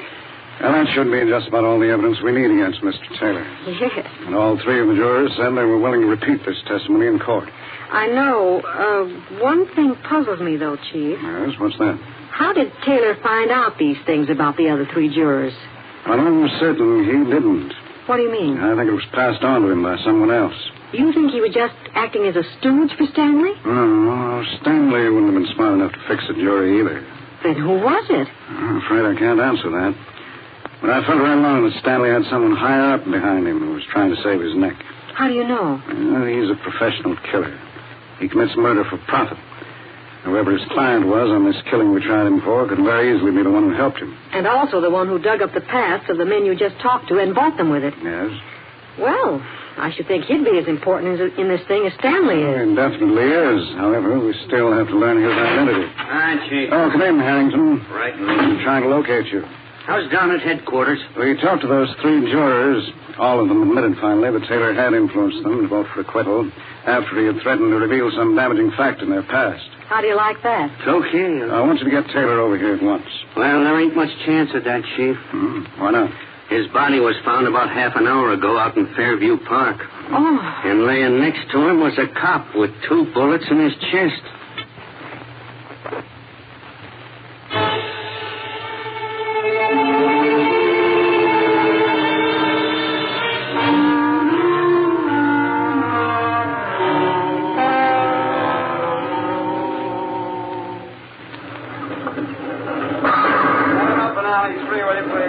Oh, Mr. Butler. Hiya, Sam. I've been waiting here most of the morning for you. Why? I ran into a little screw-up. What do you mean? Can I talk to you? Sure. I took Taylor's body out to dump it last night, just like we planned. Yeah? I bring him to Fairview Park. Park the car. Just as I planned, and there turns up a cop. Oh, fine. He throws one of them what's going on here routines at me. Yeah? While he's in the middle of it, I put 2 slugs in him. That wasn't very smart. What else could I do? Had a stiff with me, remember? Shooting cops is bad business, Stanley. What'd you do with Taylor's body? I dumped it beside the car. Are you kidding? Oh, that's great. Well, what do you mean? Why don't you put a label on it? I don't get it. The DA is going to mildly suspect that you killed Taylor anyway. Just figured he'd never get any proof, that's all. Well, finding that cop beside him is something different. They'll turn the whole force loose on you, kid. Oh, that's okay. It ain't with me, Stanley. I get a piece of this thing, too. What do you want I should do? Well, you better go on there. Oh, now, look. It's the only thing to do till he heats off anyway. All I was just starting to operate. You do like I say. You go under and fast.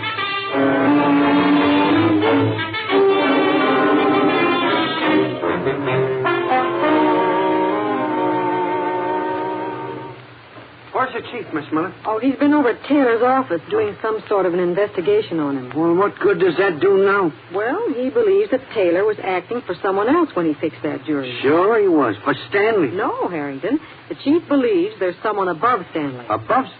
Who? Well, that's what he's trying to find out. Yeah, well, I hope he gets something. Yeah. Any word on Stanley? Not yet, but there's a pretty healthy search on for him. Mm-hmm. How's the policeman? The one who was shot? Yeah. I just checked City Hospital. His condition's about the same. I see. Has he regained consciousness yet? No. Well, if he should die, then there's no way of proving that Stanley did the shooting. That's right, unless we come up with some new evidence. Oh, hi, Chief. Hello. Oh, how'd you make out, Chief? I think I found something. Good. Was this in Taylor's office? Yes. Well, what is it, Chief? Well, I did a pretty thorough check on his business affairs. Yeah? A representative of his bank worked with me. Uh-huh. I learned that he'd had a good deal of financial trouble lately. He owned several small enterprises, and they were all heavily mortgaged. Yeah? These mortgages were held by a man we're all familiar with. Who's that? Mr. Joe Butler. What? The fixed guy, huh? That's right. How did Taylor get mixed up with him? Oh, Butler has many legitimate investments, and these were some of them. Oh. Just before the trial, these mortgages were canceled. What, you mean called off? Yes, and there's no record of Taylor having paid. Well, that sounds like Butler made a deal with him, Chief. Yes, Miss Miller, it certainly seems that way. Well, that sure looks like the tie-in, all right. Yes. Oh, any word on Stanley? No, not yet. And how is that cop? He's still unconscious, Chief. Are there any clues at all on the thing? Just two, the bullets and some tire tracks that were found. Police lab is working on both of them. I see. What are you going to do on this Butler angle, Chief? I intend to pay a call on him. When? Right now.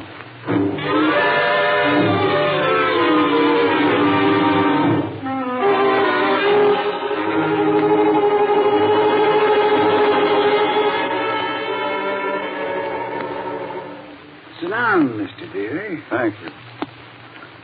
Ah, this is a real surprise. Really? Yeah. What's in your mind? Murder. Well, it's okay for openers. Got anybody in mind? Now, this murder has already been committed. Oh. The body of a man named Taylor was found this morning out in Fairview Park. How was he? I believe he was a business acquaintance of yours. Taylor? Yes. You held several mortgages on some of his enterprise. Oh, sure. Yeah, I remember the guy. I'm sorry to hear about that. How it happened? Well, we believe a man named Stanley was responsible. There's one I don't know. Well, I think you do. Another business acquaintance? He could be. Stanley is a professional killer. Taylor served on a jury that just acquitted him of murder. Why should he want to kill somebody who acquitted him? Well, Taylor was bribed to swing that acquittal. Oh. It's my belief the bribing was done by you. Very funny. I didn't intend it to be. You know, you legal guys kill me. How's that? Everything with you is deduction, ain't it? Well, this is more than straight deduction. You ain't have proof? I will have. How? Whoever got rid of Taylor's body ran into a policeman in the park. Yeah? He shot the policeman. No kidding. But fortunately for us, he didn't die. The cop? That's right. Well, that is a break. He's in City Hospital right now, still unconscious. Uh-huh. When he comes around, he should have an interesting story to tell. Yeah. I'd like to hear it. You will. Army. Oh? Yeah. For you. Thank you. Hello? Oh, yes, Harrington. What's that? I see. Yes, fine. But I'm glad you called. Right. Goodbye. And that was another report on the officer who was shot. The doctors believe he'll be well enough to talk tomorrow. Good. I'll get in touch with you again after I've heard his report. I'll be waiting to hear from you.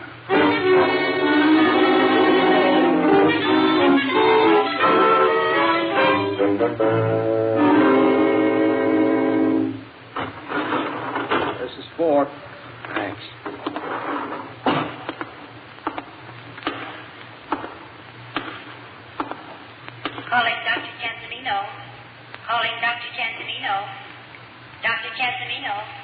Report to emergency.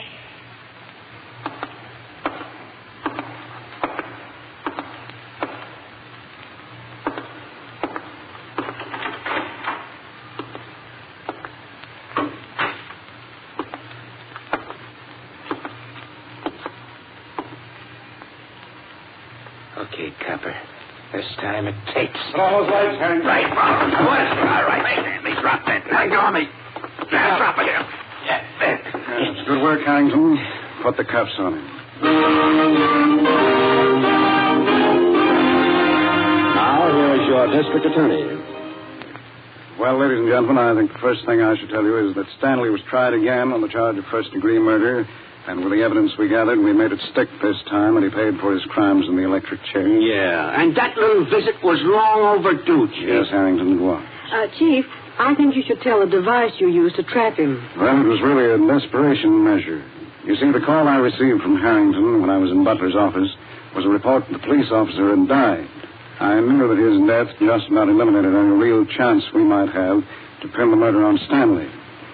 Feeling that Butler was working with the killer and also knew his whereabouts, I trumped up the story that the policeman was recovering. I hoped this would goad him into getting rid of him before he could talk. Which you did.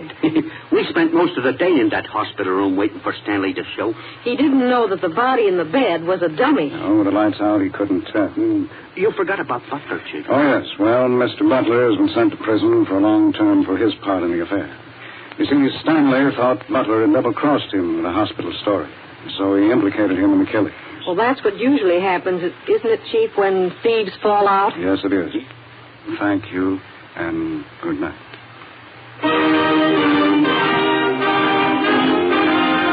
The names of all characters in tonight's dramatization are fictitious, and any resemblance to names of living persons or actual places is purely coincidental. Our stars were Jay Jostin in the title role, Len Doyle as Harrington, and Vicky Bola as Miss Miller. The music was under the direction of Peter Van Steeden, and the author was Jerry Devine.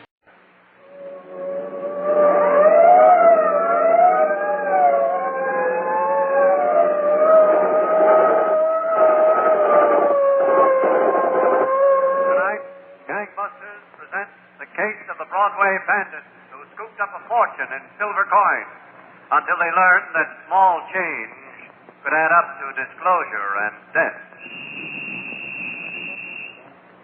Gangbusters has asked the Honorable John J. Sullivan, former Chief of Detectives and Deputy Police Commissioner, New York City Police Department, to narrate by proxy tonight's case. Chief Sullivan, I understand you've brought one of the persons involved in tonight's case here to the studio with you. Yes, Don. But let's save our guest until later in the program. All right, Chief Sullivan. Now, you've told me that the most difficult task that faces investigating detectives is not locating a particular suspect, but rather learning who that suspect is. That's right, Don Gardner. As soon as the identity of a criminal becomes known, his arrest is inevitable. But until the police are able to make identification, their job is most difficult indeed. About a year ago, there was a series of holdups on the Upper West Side, New York City, in which detectives were unable to get any hint as to the identity of the two criminals.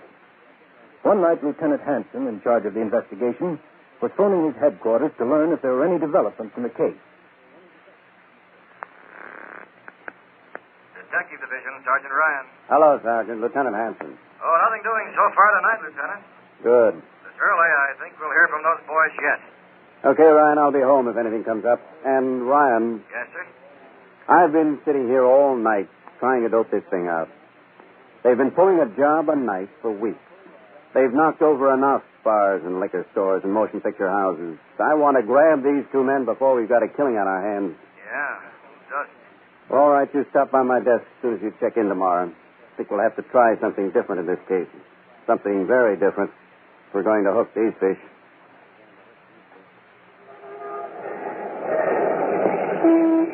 Look, you want to take this movie house, you stick a gun on the cashier, you got the dough. Okay. But we do it my way. Oh, what's such a problem? A little heist and you got to make a production out of it? Now, listen to me, Whitey. I want to make this as sure and as safe as possible. Every job we pull, we get closer to the end. See, it looks clear enough now. Go on before there's another line. Cover me. The cashier lets out a yell. I want to move. What do you got a gun for? Not the girl cashier. Stick here. Where am I going to go?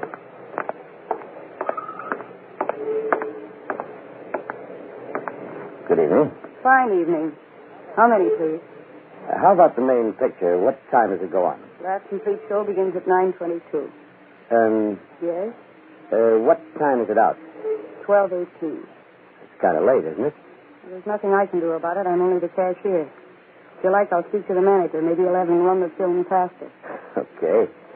You don't have to get wise. I got a wise job, mister. People ask me wise questions for 8 hours. I try to give them wise answers. Now, how many tickets do you want? One thing more. What do you do when you get through here? I pull a double feature over my head and go to sleep. I'll be waiting outside for you.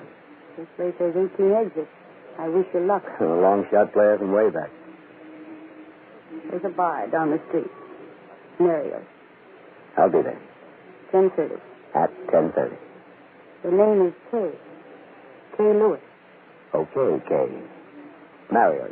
If you don't want a ticket, buddy, let somebody in there that does. Oh, sure. Help yourself. 10:30. Some people come to the picture show at 4:30. What happened? I was ready. What happened? We went back to the joint. I'll meet you there. Look, what's the matter? We were... Hey, what? You didn't go sour on this deal because of that cash. I went sour on it. That's the reason. Now, look here. Go on, I'll meet you home. Got a date with her. You what? See you later. Enjoy yourself, Romeo. I intend to.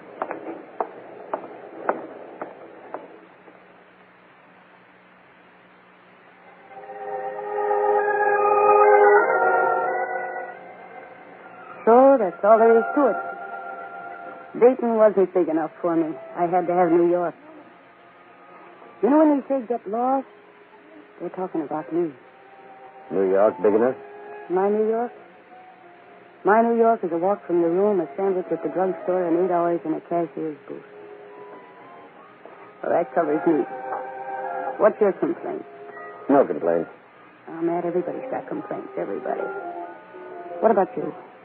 What about your job? I don't like what I'm doing, but I'm stuck with it. It's not worth talking about. There's lots of things to do. Not in my line. What are you, a taxidermist? How about another drink? Later, then. I'm curious. Not important. What? I'm a salesman. Full of brush names? Not exactly. Well, who cares? Look, by way of information, I don't go out with everybody who buys a ticket from me. Oh, I didn't buy a ticket. You remember? I just wanted to get the record straight. Still trying to figure out why I said okay. I figured out why I asked you. Maybe it's the same reason you said okay. Maybe it's the same reason I left Dayton. Wish you were back there? I wish... What do you wish? What happens? Does some little guy pull a switch to turn it on? Is that what makes things start up inside of two people at the same time? As long as it happens, what difference does it make, huh? I guess how it starts isn't as important as how it ends. Oh, that little guy who pulls the switch is a devil. He turns off one, leaves it on in the other. I know. He left the switch on in me once before. Oh, maybe the little guy can't help himself, Kay. Lots of things can happen. Let's try not to let anything happen. Nothing will, if I can help it. Look at us. One drink apiece and we're practically tied up in a knot. Not the drinking, you know it. Sure, no. It's the beginning of a beautiful friendship, Matt. I guess you'll know sooner or later. What? It's awful. I've got hay fever. Who cares? No, it sounds like nothing, but come August 15th, I get to look like a sight. Don't worry about it. You don't have any secrets? No. None that's important. Look, Matt? What? You're not married? No. Are you off at 10:30 every night? Yeah. How about tomorrow night at 10:30? Right here at Mario's? Sure. Why not? Okay. I'll be waiting for you.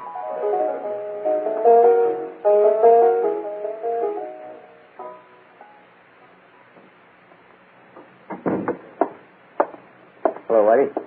Well, Matt, how was the cashier? All right. Honest to Joe, I can't figure you out. Passing up a job we had laid out perfect just because you take a shine to a tomato? What's the matter? You didn't put a gun on it because you were ashamed or something? I'm telling you when and where, Whitey. Ice in that box office wasn't a good idea, believe me. Maybe for you it wasn't. For me, it was okay. Look, the end is coming, I know. I don't want to rush it, Eddie. Oh, what are you always thinking about the end for? I've been working for years. If you start pulling phony deals right with that band tonight. That's enough about it. Yeah? What, are you in love or something? Okay. Something like this you can never tell about. Liable to get wise, jam us up good. That's my worry, Whitey. Oh, his worry. Now, what do you think I am, a hunk of clay or something? I can land in Sing Sing as well as the next guy. All right. And I ain't ready to retire yet. I got some fun to have. What's the use of talking about it? I guess you found out quick enough she wasn't for you. I'm seeing her again tomorrow night. You're kidding. I'll let you know when I'm kidding. All right, if that's the way it is, I had enough. I'm through. As long as I say so, you'll stick. Yeah? Well, I'll show you how long. Wait. Let go of me. Sit down. Okay. Now, take it easy. You got your reasons for being in this. I got mine. Mine is I'm stuck. Can't find a way out. Neither of us want to get jammed up. Do what I tell you and we'll be okay. She goes for you think? Big romance. Well, tell her what you do for a living and what you are. See how fast she drops you. I'll handle her. Leave it at that. I got an easy take lined up for tomorrow night. We'll do it. I thought you were seeing her. I am, later. Well, at least it's still business before pleasure. That's right, Whitey. Business before pleasure. So, Don, the criminal Matt Wallach embarked on what usually proves to be an impossible feat. He was attempting to temper his life of crime by seeking the company of a woman whose reaction he knew would be violent when she learned the truth. And when she did learn the truth, her reaction went even beyond the wildest bounds of Matt Wallach's imagination. We'll return to tonight's episode of Gangbusters on Van Cristo Radio Theater in just a few moments.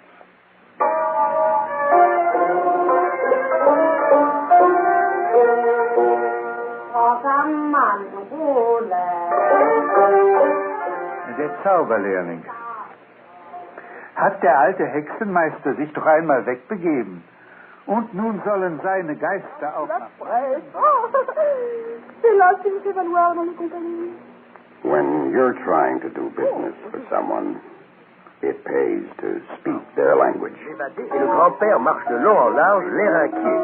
L'éléphant est derrière le... In fact, it pays so well that smart businessmen make sure their advertising agency talks the language of their customers. Design guys. They have to be designed. Yes, that's basically what I'm looking for. And then the main problem is exactly how do we reach them? I mean, Like if your customers are engineers, then you speak to them in engineering. The product is good, and we want to know exactly how we're going to be able to market it. You started customizing first in Seattle, right? That's correct.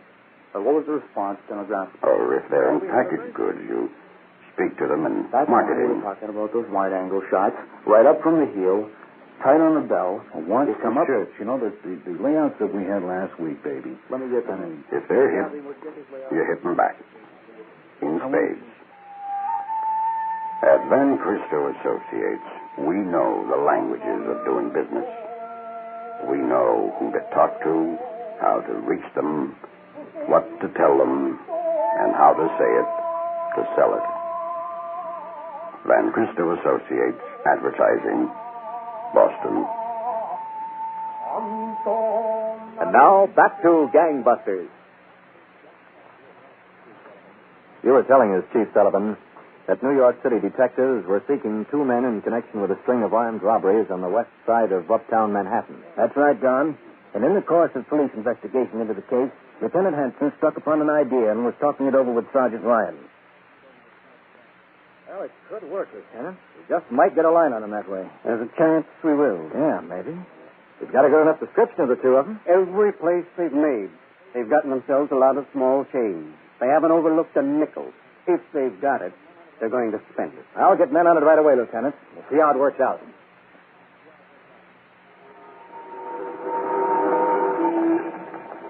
Isn't this better, Matt? Isn't this better than breathing that smoke all night at Mario's? As long as you're here, baby, it's fine. I just don't like park benches in general. They plagued me all my life. About a battleship or a cruiser out there. What difference does it make? War's over. I was just wondering. You wonder about a lot of things, don't you? The wandering kid from Dayton, that's me. You still wondering about me? You're first on my list. After you come to battleships and cruisers. Nothing to wonder about, Kay. Lots of things you haven't told me. You're holding out. Am I? You know you are. Well, Some things are trade secrets, baby. Some things you don't even tell your mother. You'd tell me. Okay, let's talk about something else. Yeah. I said let's talk about something else. The boats in the river are very pretty at night. I also like the way the lights from Palisades Park reflect on the water. Don't you like the way the lights from Palisades Park reflect on the water? Oh, I'm sorry, honey. Oh, bad. Yeah.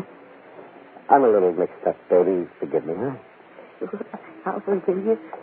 Well, Matt, what are you doing here? Hello, Whitey. Honest to Joe, you run into people in the strangest places. I said to myself, Whitey, it's a nice night to take a walk along the river. And I run into you. How about that? How about it? Don't I get an introduction to the ladies? Kay Lewis, Whitey Brink. How do you do? Oh, I do fine. Fine. Matter of fact, Matt and I do fine together. We're partners, you know. Right, Matt? Well, it was nice seeing you, Whitey. Are you a salesman, too? Am I a salesman, too? Didn't I tell you we were partners? I'm the persuader, he's the convincer. We do great together, don't we? I can imagine. Car's over there, Whitey. Wait there for me. I'll drive you home. Hey, look, Matt, I like company the same as the next guy. I got a bottle on my hip. Then wait in the car, huh? Okay, I'll wait in the car. So long. Nice to have met you. Yeah. Very nice. He's not such a bad guy. He just likes to talk. All salesmen do. With one exception. Why, he's not really a salesman. He's just handy to have around. He likes to talk big. Yeah, I understand. You don't understand a thing. Come on, let's get out of here. Why don't you take Whitey home? You told him you would. Well, what about you? I haven't made up my mind yet whether that's a cruiser or a battleship. I'd like to study it for a while. All right. Have it your way. Matt? Yes? Wait. What difference does it make? Battleship or cruiser? Would you like to drive me home? Sure, I would. Then let's go.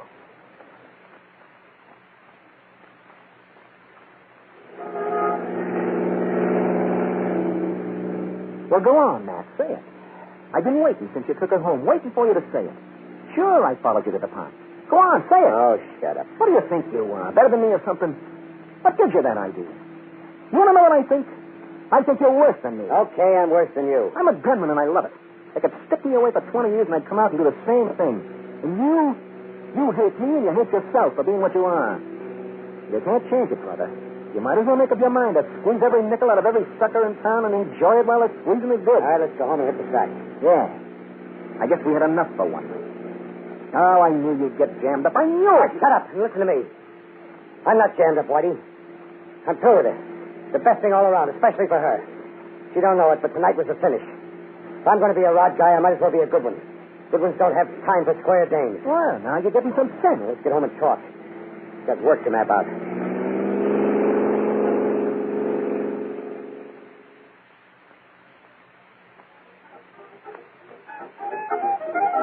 Now, let me get this straight, Mr. Sergeant. You want me to watch out these two guys, but I wrote it down how they look, eh? That's right, Angelo. Hey, and if two guys look like this come in here and start to buy drinks with nickels, dimes, quarters, and so forth, I'm going to call the station house. Is that right, Mr. Sergeant? That's about it. Good.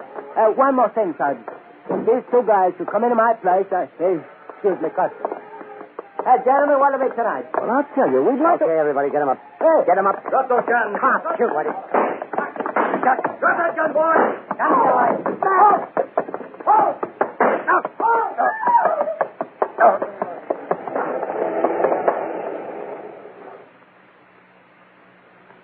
One's dead, Lieutenant. I'm sure I hit the other one. I couldn't shoot any more on account of the pedestrian. Well, keep the men looking around the neighborhood, Sergeant. Meantime, we'll get all the hospitals notified to be on the lookout for a man with a gunshot wound. Well, if he is hit, he won't get far. Any identification on the dead one? He had a wallet in his pocket. There was a card in it. Gives an address up on Amsterdam Avenue. A few keys, little change. Okay, we'll check on that Amsterdam Avenue address. The other one might be headed there.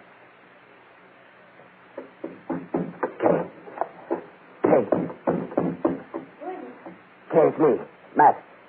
Open up, will you, Kay? Oh, no. Oh, right, baby. Right there. Let me help you inside. Yeah. Oh. Come on, Matt. You all right? What happened? What happened to you? All right, baby. Easy, baby. Easy. All right. On the couch. Yeah. Oh.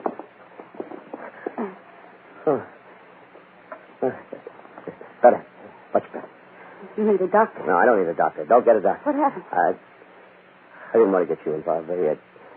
I didn't know where to go. I'll take care of you, Matt. What happened? Well, I got in a fight. It doesn't hurt too much. It's just kind of dizzy. Let's see that shoulder. All right, take it. Easy, honey. That's when you touch it. Matt. Yeah. This is a bullet wound. Yes, it's a bullet wound. Guy had a gun. You need a doctor. I don't want a doctor. I told you. It'll get infected. Well, fix it, baby. You got some iodine. You got some cotton. Fix it. I'm not going to make it worse. Fix it, will you? All right. I'll get this door. Kay, Yeah? come here, baby.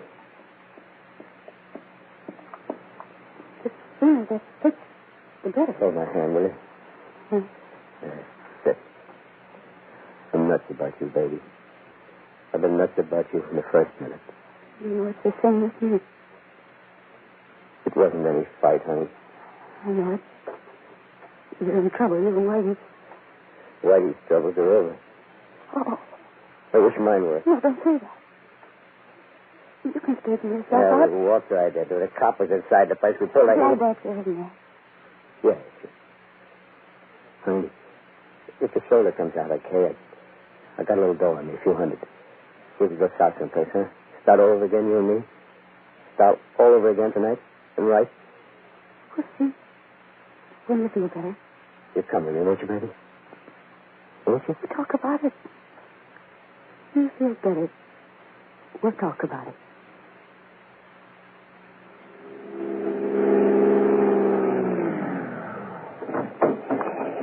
Hello, Lieutenant. Ryan. I was just going to the call box to phone you. Well? They're both with her, all right. The other one's name's Matt Wallach. He hasn't shown up yet. No, I suppose he knows we're waiting here. What'd you find out about him? The landlady couldn't tell me much.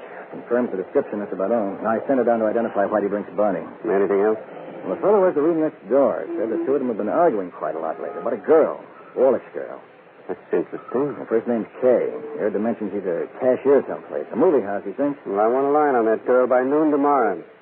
Come on. Let's have a look upstairs.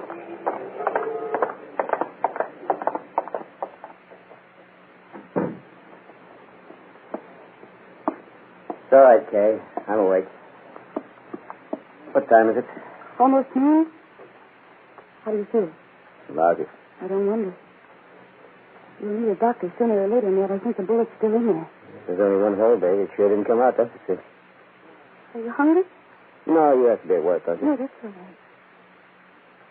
Matt, I thought over going away with you. I didn't sleep last night thinking about it.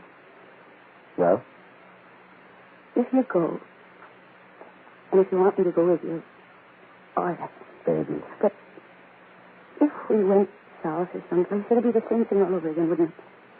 The kiss you here, the kiss you here. There wouldn't be any other way to get along except as you and Whitey did. Guess not. What happens when they find you? Hey, now, wait a minute. No, what happens? Oh, 10 years and I'm lucky 5 making it. I'll get you sometime. Maybe even today. All right. Bound to come. Why don't you get it over with? Get it over with and stop the case. Aren't you tired of this running and running? Yeah, but I don't relish even 5 years. Everything will be changed. I'll be changed. You'll be gone. I can't ask anybody to wait 5 years, even 1 year.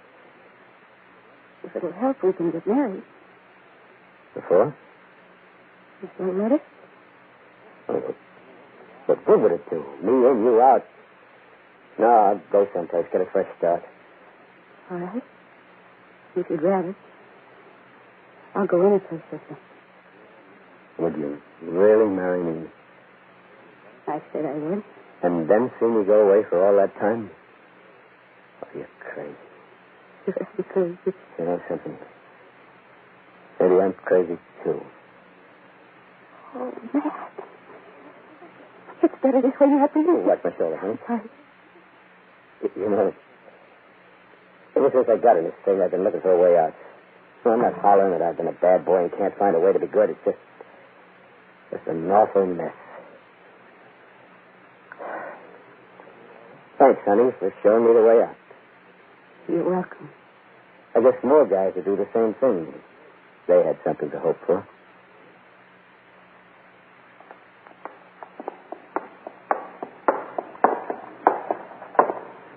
And this is Lieutenant Hanson, miss. What can I do for you? They said that You were the man I used to see. Your name is Kay Lewis? That's right. Kay Lewis. You came to tell us where Matt Wallach is. How? We just traced your name. As a matter of fact, I was just starting out to see you. He's at my place. He's hurt. He wants to turn himself in. He really does. He could have gone south. He could have gone anything. He wants to get straightened out. Have you talked him into giving up? He made up his own mind. All right. Let's go see him. There's a couple of squads waiting, Lieutenant. If the man wants to give himself up, Sergeant, he doesn't need squads. Come on, Stokely. Yes, sir.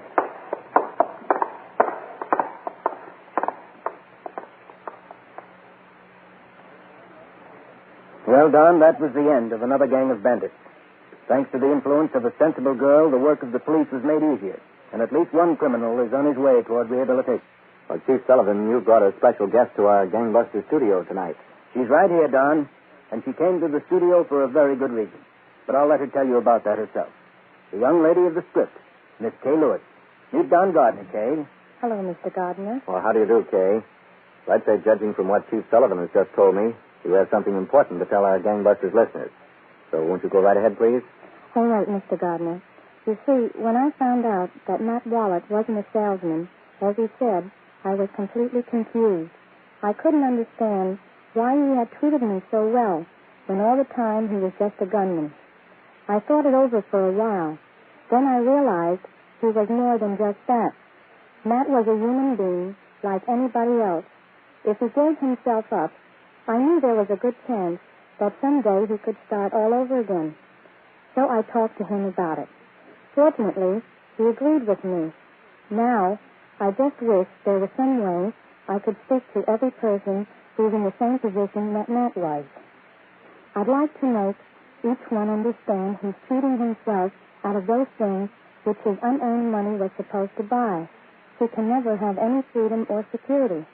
He'll never escape the torture of knowing that he'll be chased and hunted like an animal wherever he goes and for the rest of his life.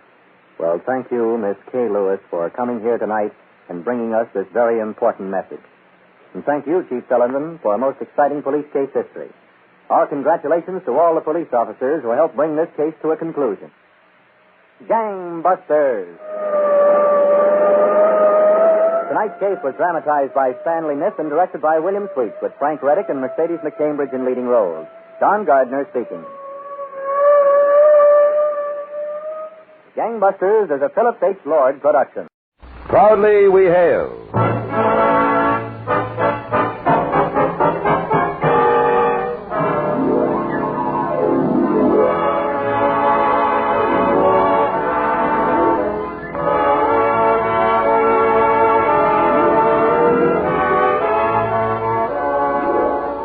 From New York City, where the American stage begins, here is another program with a cast of outstanding players. Public service time has been made available by this station for your Army and your Air Force to bring you this story. As proudly we hail Francis Scott Key.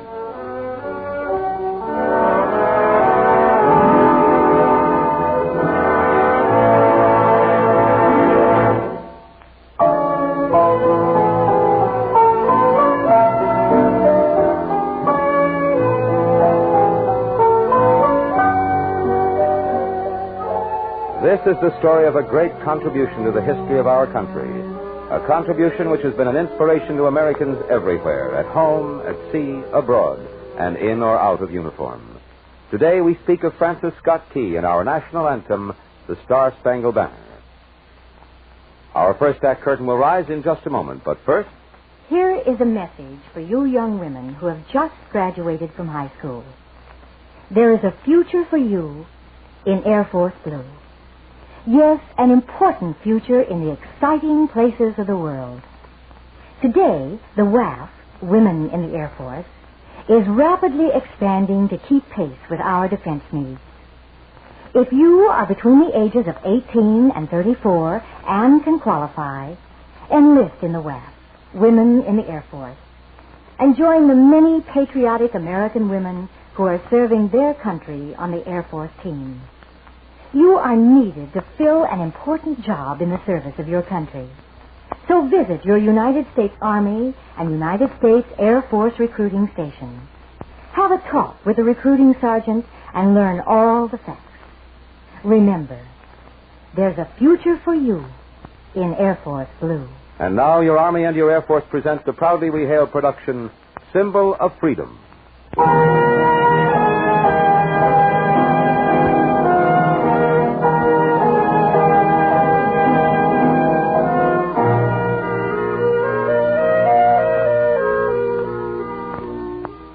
In times of crisis, the people of our nation have risen to heroism, to great self-sacrifice, and to the loyal performance of their duties.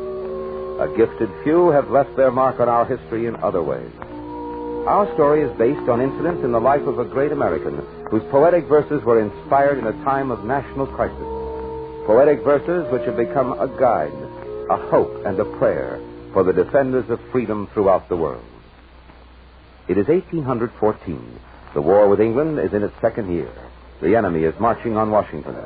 A small gathering is taking place in the home of the well-known Georgetown lawyer, Francis Scott Key, and his wife, Polly. Francis? Yes, Polly, I'm here. Oh. Francis, what is it? Why are you in here like this, alone? I've been thinking. This war... Not thinking, Francis. You are brooding. It is not brooding. The enemy marches on the capital. The military organization seems to be completely falling apart. Everywhere I go, I find complete apathy, complete disinterest.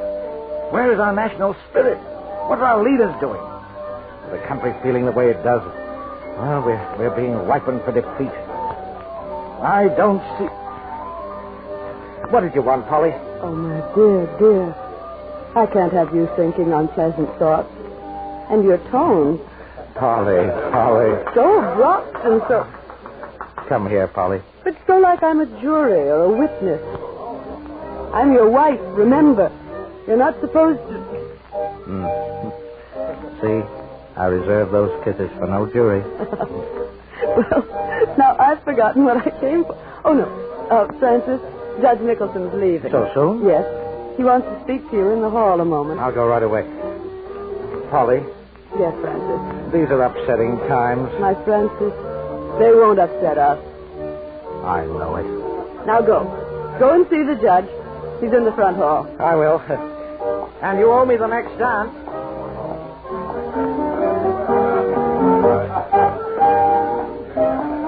Leaving so soon, Judge? Yes, Francis. Oh, the party isn't over yet.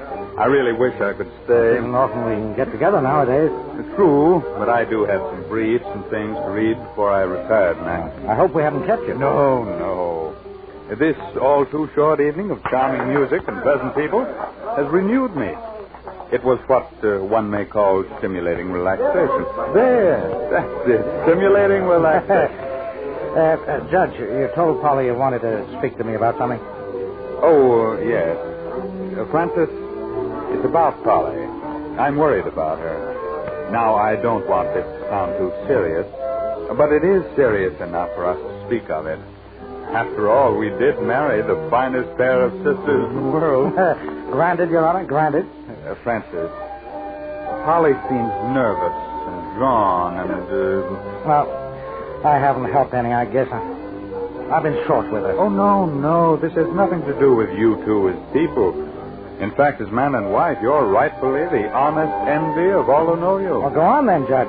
I didn't mean to interrupt you. Not at all. Francis, I believe that with the fighting and danger getting closer every day, well, Polly must understandably be worried about the children and you. But she... I know. She wouldn't show it to you under any condition.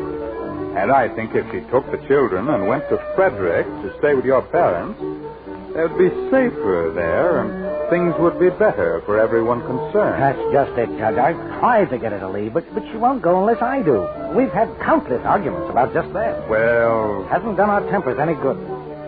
Some of these arguments are very heated. Of course. She insists that if Dolly Madison can stay in Washington with her husband, then she is going to stay here with me.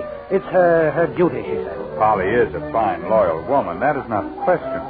However, the burden, Francis, is on you, and it is not a pleasant burden. Polly and the children are in danger here. You simply must convince her to go.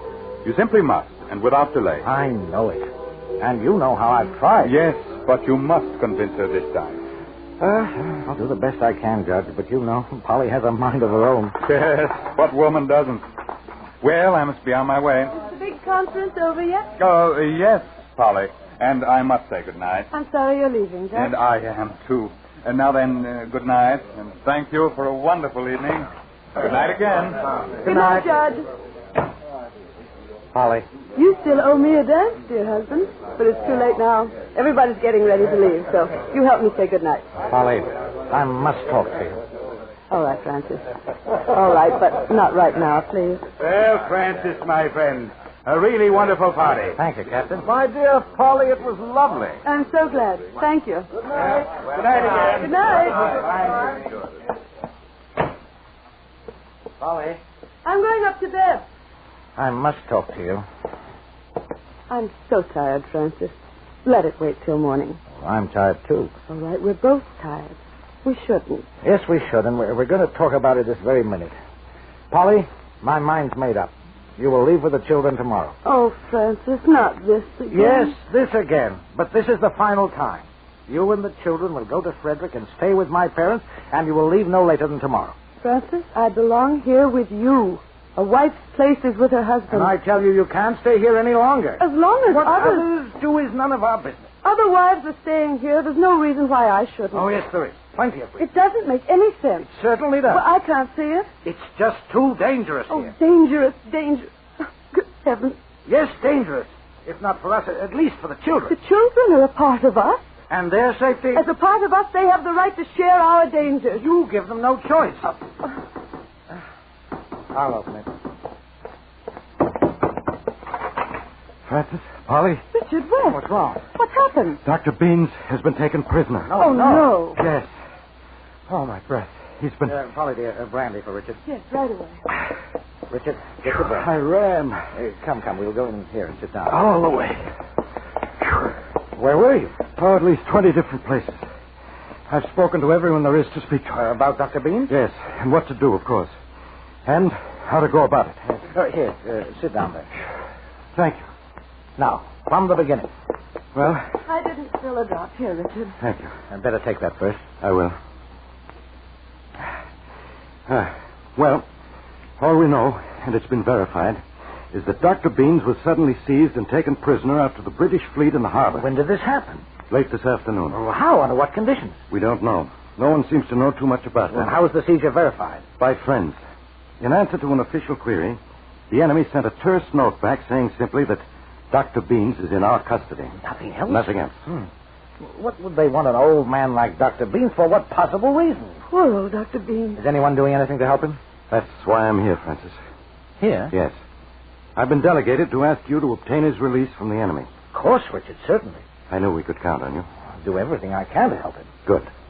I'll have to call on Mr. Madison. I need his permission before I go on any such venture. Whatever you say, Francis. Yes, Richard. Can't promise anything, but I'll try to see the president first thing in the morning. Good. That was just what I needed. Thank you, Polly. I should think so, Richard.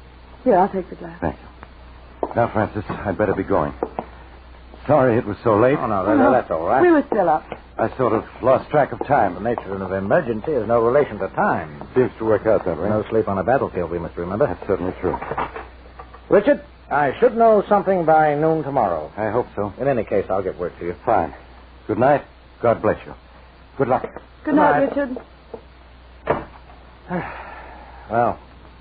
Francis. Yes, dear? Francis, I know you've been under a great strain. We both have, my dear. A terrible strain. And I have been a little too stubborn. Oh, you've been wonderful. No, I haven't, Francis. Polly. I haven't been reasonable. I haven't meant to be so harsh. Maybe a little vacation wouldn't do me any harm. What do you think? My Polly. That's my answer. I'll leave with the children for Frederick tomorrow. But you remember, I'm always with you. That thought I will remember. And remember, and remember.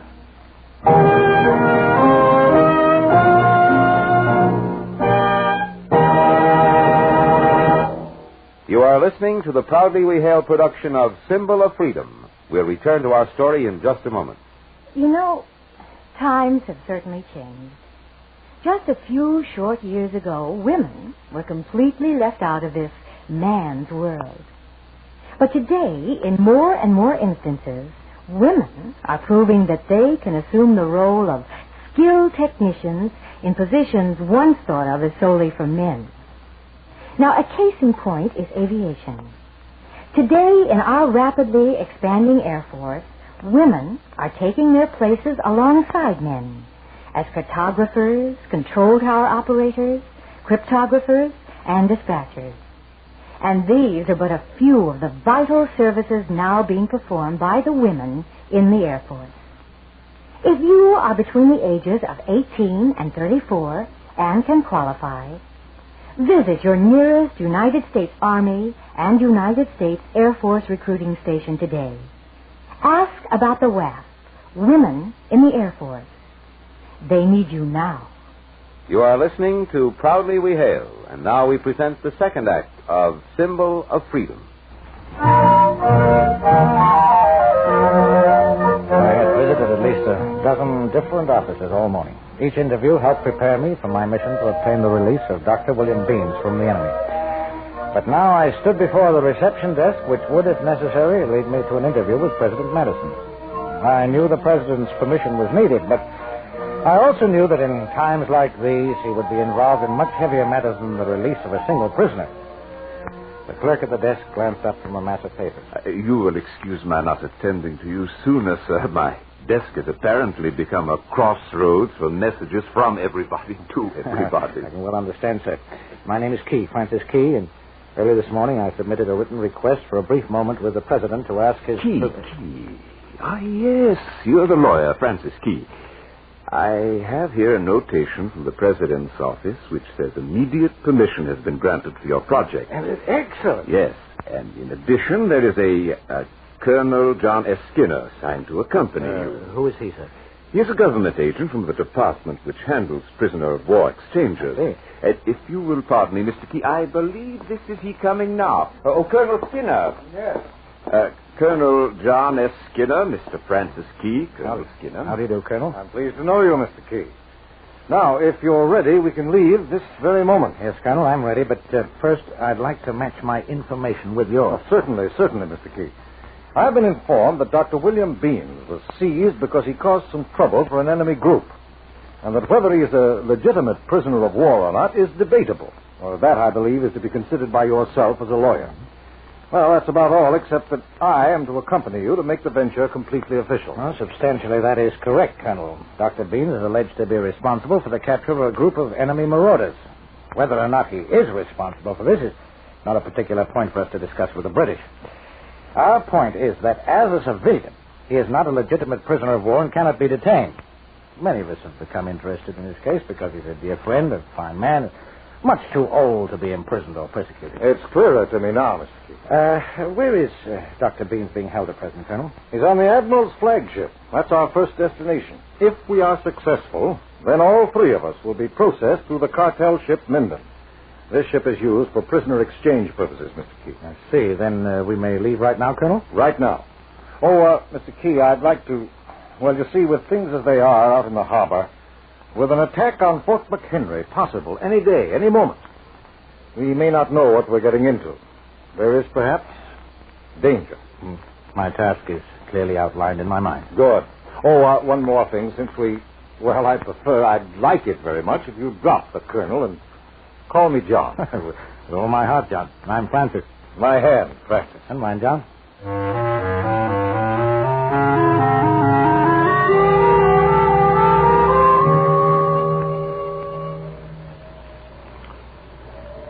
Dr. Beans, John and I have just learned we're all being held aboard this cartel ship for an indefinite period. Well, I don't understand it. We don't either. What do you think, John? It looks like the attack on Fort McHenry might begin at once. Yes, but what has that to do with us? Our papers are in order. That's right, Dr. Beans. But there are two possible reasons. One is that we're not to run any risk getting back to shore while we're under British responsibility. The other I can think of is that perhaps we may be too much aware of what is going on.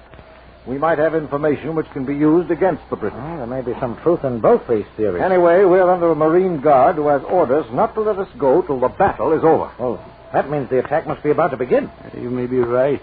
Quite right. Francis, my boy, I don't know how to thank you and John here for coming to my rescue as you did and letting yourselves into the middle of a possible battle. Well, not at all, Dr. Bean. We've got to help each other. Yes, I know, but I had just about given up all hope, and then you arrived aboard the Admiral's flagship. Well, it's only a matter of making the proper representation. I'll never forget it, son. Never. Huh. You'll be all right, Doctor. Yes, why don't you go below? Rest. I think I will. Fine. We'll join you later. Later, then. I'll get some rest. Francis, the British are preparing to fire on Fort McHenry. What do you mean, John? Well, we've known ever since they moved into the harbor that they would eventually. Of course. Well, I hope they're delaying it hasn't fooled our men ashore, as though it were only a threat. Well, I hope they're ready. Yes, I do, too. Because this battle is a decisive one. I wish the rest of the country were as prepared as Fort McHenry. Not enough of our people realize we're fighting for our very existence. John, what makes you think so positively that the attack is about to begin? Well, as far as I could see, all decks have been cleared. Rounds of shot and open powder kegs are being neatly stacked near every cannon. All dress uniforms have disappeared. This is no practice maneuver. It looks like the real thing. The fort looks small from here. Maybe because it's getting dark. It's a strong fort, all right, Francis. It won't fall easily. Those brick walls are set in oyster shell mortar, 14 feet high and 35 feet thick. Francis, look. Look, going up over the fort. The flag. Look at that, John. The wind is flashing around. What a beauty. A red, white, and blue symbol of our country's fight for freedom. That's it. They're firing on the fort.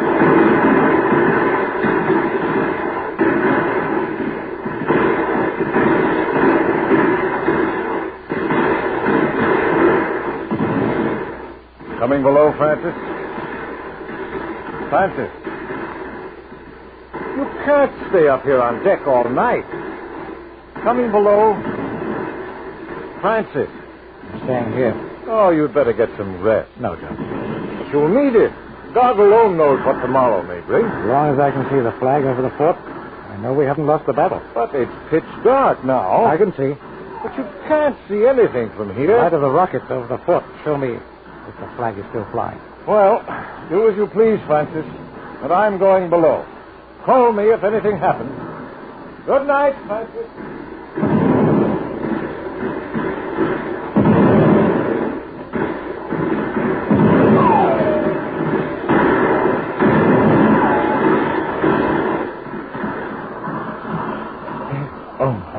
If only everyone could see this great moment now. Dawn coming up over Fort McHenry.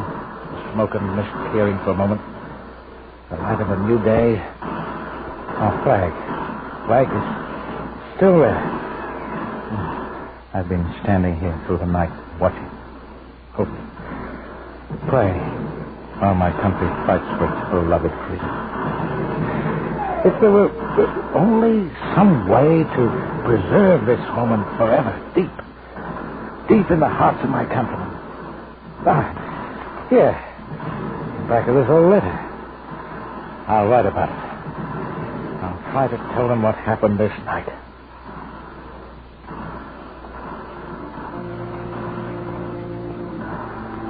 Oh, say, can you see by the dawn's early light what so proudly we hailed at the twilight's last gleaming, whose broad stripes and bright stars through the perilous fight for the ramparts we watched were so gallantly streaming, and rockets red glare, the bombs bursting in air, gave proof through the night that our flag was still there. So say, does that star-spangled banner yet wave o'er the land of the free and the home of the brave?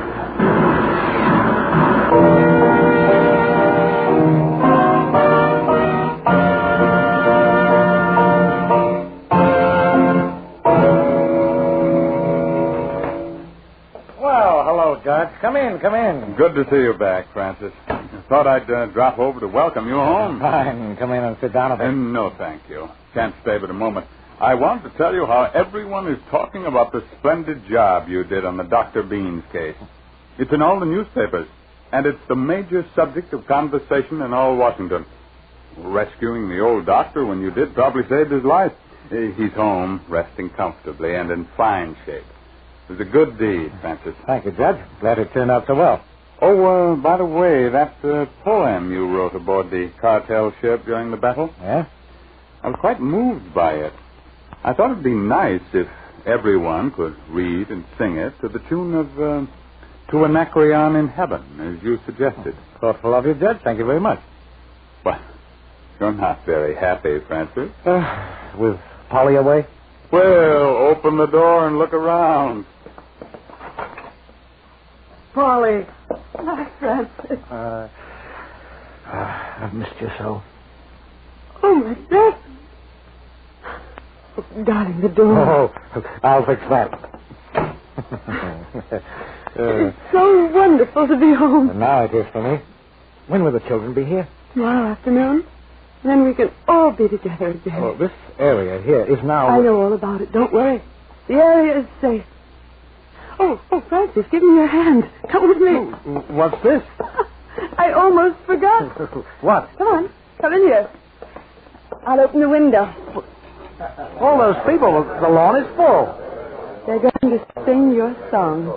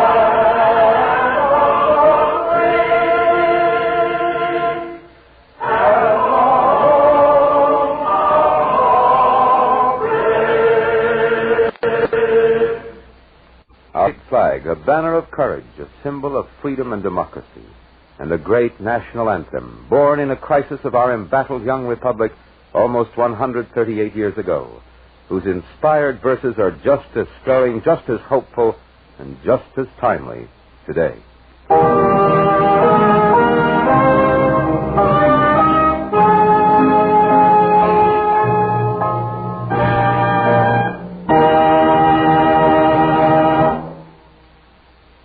Is a most important message for young women listening to this radio program. If you are between the ages of 18 and 34 and qualify, you can prove that this is a woman's world too. How? By enlisting in the WAF, Women in the Air Force. By joining right now when you're needed most and when the opportunities for advancement are greatest, you will be serving your country well and yourself too.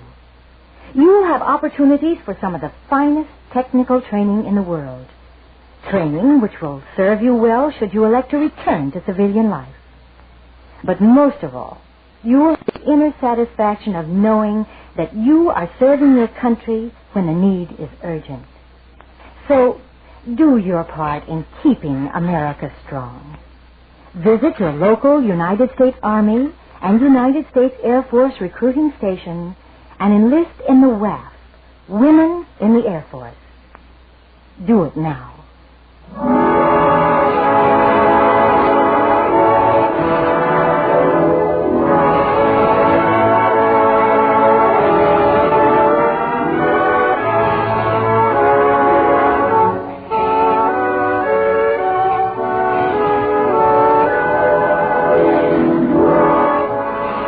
This has been another program on Proudly We Hail, presented transcribed in cooperation with this station by the United States Army and United States Air Force Recruiting Service. This program featured a cast of outstanding players. This is Kenneth Banghart speaking and inviting you to tune in the same station next week for another interesting story on Proudly We Hail.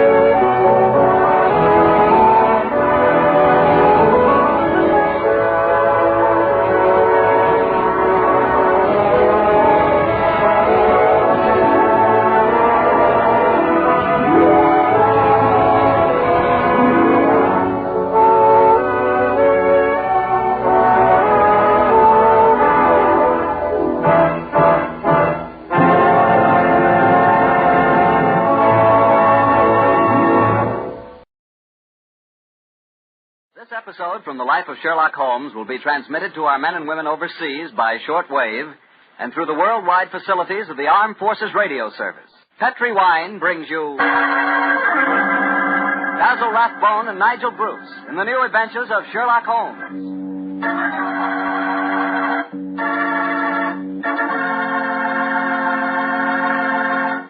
The Petri family, the family that took time to bring you good wine, invite you to listen to Dr. Watson tell us another exciting adventure he shared with his old friend, that master detective, Sherlock Holmes. And if you don't mind, I'd like to suggest something that you might share with your friends. And that something is a glass of sherry before dinner. Naturally, a glass of Petri California sherry. I say Petri sherry because it's the perfect before-dinner wine. You couldn't think of a better way to begin a meal. That Petri sherry has a beautiful, inviting color, like dark amber. And for flavor, well, you've heard sherry described many times as having a rich, nut-like flavor. But if you want to learn for the first time what those words rich and nut-like really mean, you just taste Petri sherry. It's wonderful. Serve Petri sherry by itself, or serve it with hors d'oeuvres or those little cocktail sandwiches. And incidentally, if you prefer the sherry dry, not sweet, just ask your wine merchant for Petri Pale Dry Sherry. Well, the important thing to remember is if you want sherry, you want Petri sherry, because that means good sherry.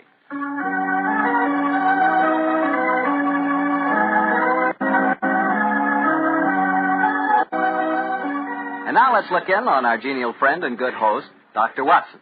Good evening, Doctor. Good evening, Mr. Bartell. Punctual to the minute, as usual. Never keep a doctor waiting, I always say. Particularly Dr. Watson. Draw up a chair, my boy. Thank you. That's it.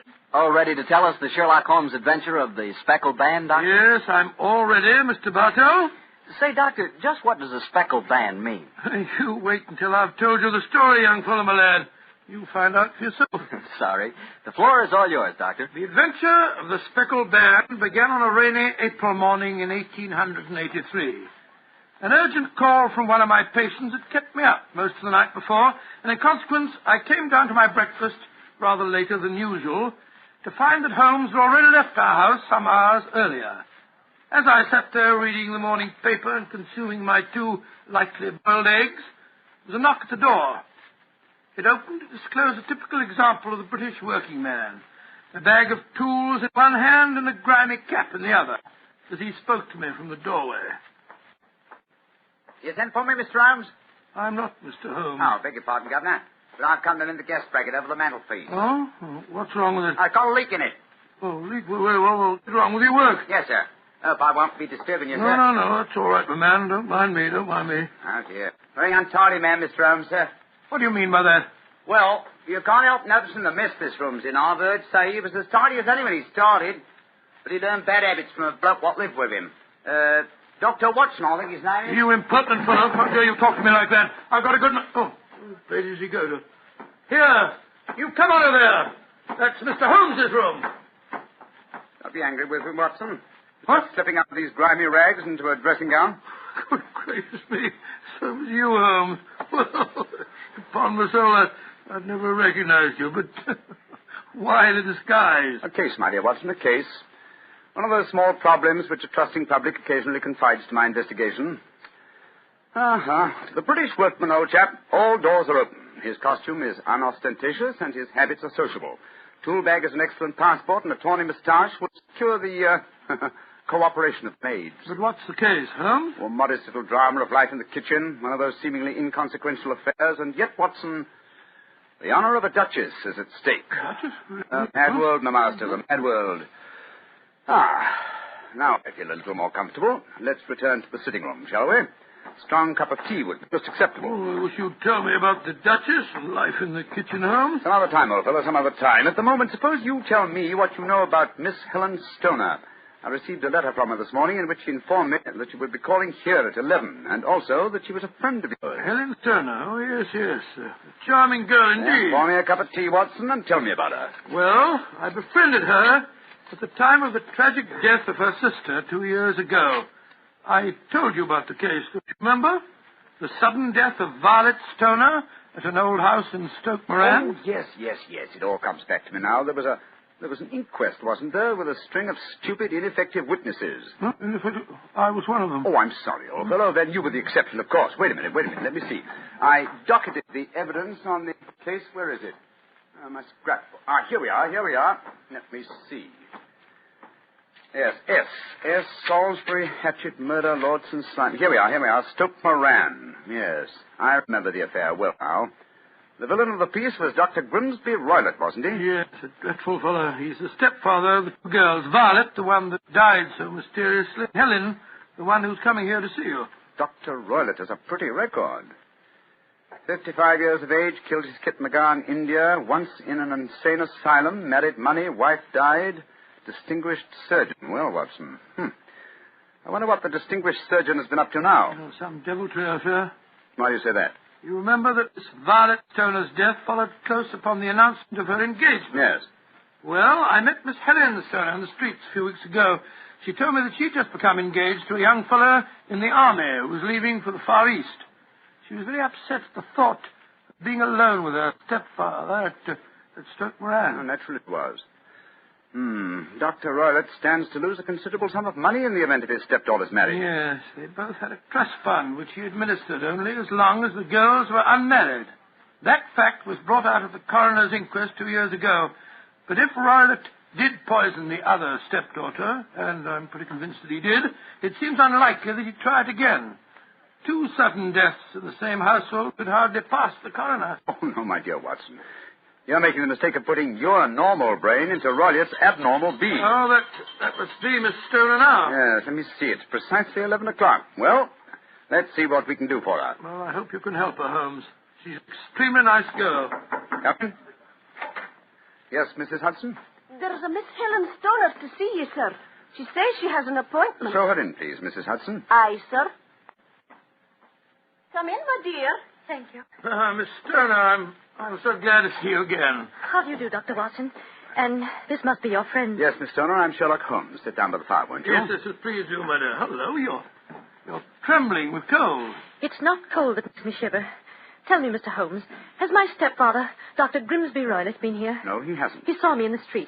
I dashed by him in a hansom cab, but he saw me. Our eyes met, and he waved me to stop, but I came here as fast as I could. Very sensible move. Dr. Watson has already given me several hints as to your present problem, as well as having refreshed my memory as to the circumstances of your sister's death. My problem is a simple enough one, Mr. Holmes. I'm waiting to be murdered. No, my dear please girl. be a trifle more explicit, Miss Stoner. Very well, Mr. Holmes. My fiancé is leaving for the Far East today. When he leaves, I shall be alone with my stepfather at Stoke Moran. He plans to murder me just as he murdered my sister. What makes you say that, Miss Stoner? Many strange things have happened recently. For instance, he's just moved me into the bedroom in which my sister died. What reason did he give for changing your room? That my old one needed repainting. It didn't need it, but Dr. Roylott did need to move me into that horrible room. And other things have happened. I've heard the music again. Music? What music? My sister first heard it a few days before she died. I heard it myself on that dreadful night she breathed her last. Oh, Mr. Holmes, I'm terrified. Don't worry, my dear. Please don't worry anymore. You have friends to help you now. Do you mind if I ask you a few questions? No, of course not. Now, it's music. Does it seem to come from inside the house or outside? Well, it's hard to say. It sounds so faint. What's it like? A sort of soft droning sound. Like a flute or a pipe? Yes, it reminds me of native music I heard during my childhood in India. India, eh? Oh. There's one other thing that puzzles me, Mr. Holmes. Oh, what's that? My sister's dying words. As she lay in my arms, she gasped out 2 words. Oh, what were they? Band and speckled. You remember that evidence from the inquest, don't you, Dr. Watson? Yes, I do. I couldn't make head or tail of it. No? Band, speckled, Indian music. Miss Stoner, do you sleep with your door and windows fastened? Yes, Mr. Holmes, but so did poor Violet. It didn't save her, though. What did you gather from your sister's dying allusion to the band, the Speckled Band? Well, sometimes I thought it was merely the wild talk of delirium, and sometimes that it referred to a band of people. Oh, yes. I remember that there were some gypsies encamped quite near us at the time of Violet's death. Gypsies, eh? Yes, and it occurred to me that the spotted, gaily coloured kerchiefs, which so many of them wear over their heads, might have suggested the unusual adjective which my sister used. Miss Turner, how long is it since you heard this strange music that you've told us about? I heard it last night. Your fiancé leaves today, you say? Yes, Mr. Holmes. Well, Miss Turner, I shall do everything I can to help you. If we were to come to Stoke Moran today, would it be possible to see over your rooms without the knowledge of your stepfather? Why, I think so. He told me this morning that he intended to take a late train home tonight. Ah, that's splendid. Watson, out with the timetable, old fellow, and look up the trains to Stoke Moran. Right, you are, Holmes. That's my stepfather. I know it is. Oh, yes. Yes, there he is on the doorstep. Oh, Mr. Holmes, he's followed me. Oh, what shall I do if he finds me here? Don't worry, Miss Stoner. Please don't worry. There's a private exit through that room there. Watson, show her the way, will you? Come along with me, my dear young lady. And you will come down today, Mr. Holmes? Certainly, my dear Miss Stoner. I'll telegraph you the time of our arrival. Goodbye and courage, my dear. Goodbye, Mr. Holmes, and thank you. Come along, Miss Turner, quickly. Come in. Yes, Mrs. Hudson? It's a gentleman, sir. I told him you wouldn't see anyone without an appointment, but he... Out of the way, woman! Now push me like that. I'm sorry, Mr. Holmes. That's all right, Mrs. Hudson. You can leave us. What kind of gentleman does he call himself, pushing an old lady? So you're Sherlock Holmes. You have the advantage of me, sir. Your name is, My name, sir, is Roylott. Dr. Grimsby Roylott of Stoke Moran. Oh, yes, of course. A charming place, I hear, and obviously good for the lungs. You won't trifle with me if you know what's good for you. Watson, there you are. And how was the experiment? Very successful, Holmes. Good day to you, Dr. Roylott. I haven't seen you since I gave evidence at your stepdaughter's inquest. Yes, I remember you, Dr. Watson. Now listen to me, you two. My stepdaughter's been here. I placed her. What's she been saying to you? A little cold for this time of the year, isn't it? You answer me! I hear that the crocuses promise well. You dare to try and put me off, do you? I know you, you scoundrel. You're Holmes the meddler. Am I? Holmes the busybody. I believe that a man should occupy his time. Holmes the Scotland Yard Jack in office. When you go out, close the door, won't you? There's a draft. I'll go when I've had my say. Keep your nose out of my affairs, you hear? Oh, yes. My hearing is excellent, thank you, and your diction and delivery most forceful. But time flies, my dear doctor. Time flies, and life has its duties as well as its pleasures. Goodbye. Insolent rascal. Here. See this poker? Oh, the fire doesn't need poking, thank you, Doctor. But I should be obliged if you'd put some more coal on for me. You laugh at me. You don't know my strength. Look. There. Your poker's bent double. And that's what I'll do to both of you. If you don't keep out of my affairs. I had a presentiment that he'd slam the door. Phew. He's an ugly customer, eh, Holmes? Literally as well as figuratively. Watson, I'd be much obliged if you get your revolver. It may prove to be an excellent argument with a gentleman who twists iron pokers into knots. The fellow's amazingly strong. Just look at it. I don't want to appear flamboyant, but, there we are. Great Scott, Holmes. You straightened the poker out again. Yes, it was utterly useless in its former shape. And now Watson, the timetable will catch the next fast train to Stoke Moran.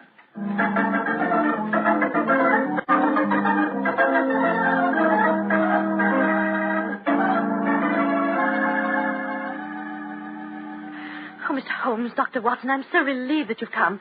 But don't you think my stepfather might have followed you down here? Let's take that chance, Miss Stoner. A few hours' delay might mean the difference between our life and death. It was imperative that we examine this bedroom of yours before Dr. Roylott returns. Anyway, my dear, you mustn't worry any more. We're here in your house, and we're going to take good care of you, no matter what harm befalls you. Thank you, Dr. Watson. So this is the room in which your sister died, is it? It's much as I pictured it. And Dr. Roylett's room adjoins this one, you say, Miss Turner? Yes, Doctor, on that side. The room which adjoins it on the other side is my regular bedroom. The one that's being so conveniently painted, eh? Yes. Well, let's examine this room. No trapdoors or sliding panels, I suppose. It sounds solid enough, Holmes. Yes, I think it is. Hello, what's this? Are you aware that this bed is clamped to the floor, Miss Stoner? Why, no, Mr. Holmes, I didn't know that. What an extraordinary thing. Was the bed in your other room anchored also? I don't think it was. Very illuminating. And this bell pull hanging against the wall above your bed. Oh, that, it doesn't work. It doesn't work, but if you want to ring. There's another one on the other wall over there. Now, why this one? Well, I don't know. My stepfather made a number of changes after we came here. Yes, quite a burst of activity, apparently. And it took some strange shapes. Why are you standing on the bed, Holmes? I'm curious, my dear fellow. Aha. It may interest you to know that this bell rope is fastened to a brass hook. There's no wire attachment. It's a dummy. A dummy? But why? There's a small screen above it. It's a ventilator, I suppose. Yes, Mr. Holmes. Yes. A ventilator leading into your stepfather's room. Curious. I notice there's no means of opening the ventilator on this side. It can only be operated from your stepfather's room next door. I wonder if you'd mind taking us in there. Of course, Mr. Holmes. Follow me. What do you make of it, Holmes? There's devil's work afoot, old chap. Here we are, Mr. Holmes. It's much the same as the other room. A bit bigger, perhaps. That large safe against the wall seems to be an unusual piece of bedroom furniture. What is it, Miss Stoner? My stepfather's business papers. Oh, yes. You've seen inside it, then? Only once, some years ago. I remember that it was full of documents. What's this saucer of milk doing on top of it? Does Dr. Roylott keep a cat? No, but he does have a cheetah and a baboon as pets. He brought them with him from India. Well, Holmes, a cheetah is just a big cat. True, but I doubt if a saucer of milk would go very far in satisfying the appetite of a cheetah. Well, I think I've seen enough. This matter is too serious for hesitation. Your life may depend upon your following my instructions, Miss Homer. I'll do anything you say, Mr. Holmes, anything. Is that village inn I see through the trees from this window? Yes, the Queen's Arms. Your bedroom windows would be visible from there. Yes, Mr. Holmes. Very well, then. Watson and I will go there now and obtain accommodations. When your stepfather returns, you must confine yourself to your room on the pretense of a headache. You follow me? Perfectly. When Dr. Roylott returns for the night, you must open your bedroom window and put your lamp on the sill as a signal to us at the inn. Then withdraw quietly to your usual bedroom, the one that's being painted. I'm sure that you could manage there for one night. Of course. But what will you do? When we get your signal, Dr. Watson and I will come here and spend the night in your dead sister's room. We are going to solve this mystery of the dummy bell rope and the unusual ventilator and the strange music in the night.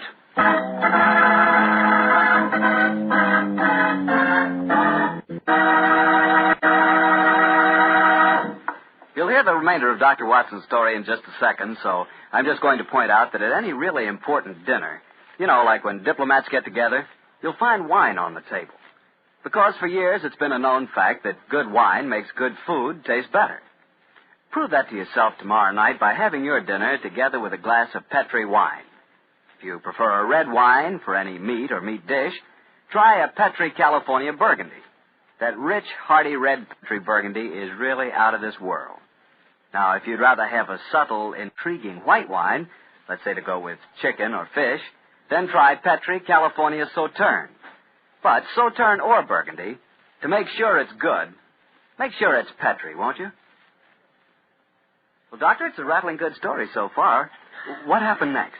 You went to the local inn, I guess, and waited for that lantern to appear in the bedroom window at Dr. Roylett's house? That's right, Mr. Bartell. We had an early dinner at the Queen's Arms and then retired to our upstairs bedroom and sat there side by side, puffing away at our pipes, our eyes straining through the darkness for that telltale lantern to give us the signal that there was dangerous work ahead for us. As we sat there discussing the various aspects of the case, I remember that Holmes was very concerned about my own safety. Watson, I really have some scruples about taking you with me tonight. This is an infernally dangerous business. What about that poor girl, alone in the house with that fiend Roylett? I can handle the case by myself, old chap. I'm coming with you, Holmes. You speak of danger. You evidently seen more in those rooms than was visible to me. No, but possibly I've deduced a little more, and I imagine you saw all that I did. No, I saw nothing remarkable except the bell rope, and what purpose that could answer, I confess, is more than I can imagine. You saw the ventilator, too. Yes, but I don't think it's such an unusual thing to have an opening between two rooms. It's so small that a mouse could hardly pass through it. True, but at least you will admit there was a curious sequence of coincidences. A ventilator is constructed. A bell cord is hung from it. A lady sleeps in a bed directly below the ventilator, a bed that is anchored to the floor. A lady dies. Well, I begin to see what you're driving at, Holmes. Look. There's a lantern in Miss Turner's window. It's our signal, all right. Come on, Watson. Our night's vigil begins.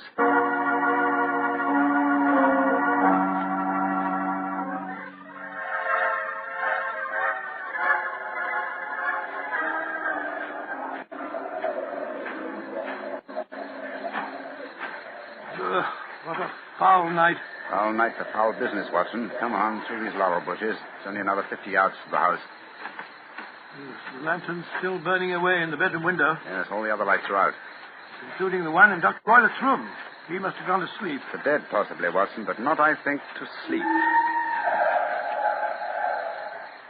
Great heavens, Holmes. Look at that frightful creature leaping about in the moonlight. It looks like some hideous child. That's Dr. Roylett's pet baboon. But it looks positively human. Yes, probably a great deal more so than its master. They're directly below the window now. This ivy provides a most convenient ladder. I'll go up first. Careful, Holmes, careful. Wait a minute. I hope the thing's strong enough to hold us both. He looked pretty stupid on our backs in the mud. Get a hand with you, Holmes. I can't quite get my leg up over this window ledge. Oh, thanks, old boy. Oh, say, phew. Now to close the window shutters. This room looks exactly like the same as it did this afternoon. The sound would be fatal to our plans. Keep the lamp covered, so that if the ventilator is open from Dr. Roylett's room, no light will show from in there. That's it. Why are you carrying that stick, Holmes? I'm prepared for a visitor that I expect before the night is over. A visitor who will herald his entrance with faint music from an Indian pipe.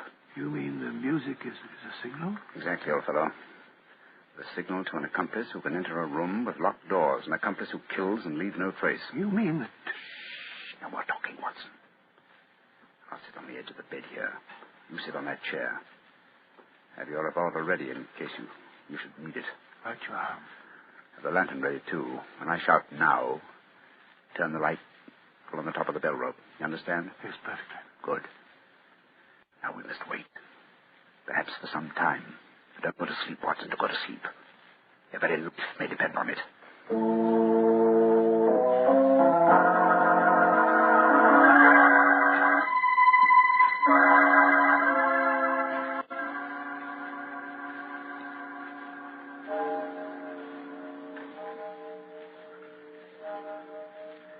Watson. Yes? You're not smoking, are you? No, Holmes. I smell tobacco smoke. Must be drifting through the ventilator. Exactly. Dr. Roylett is up. Look. There's a tiny shot of light showing up in the ventilator. Shh. Listen.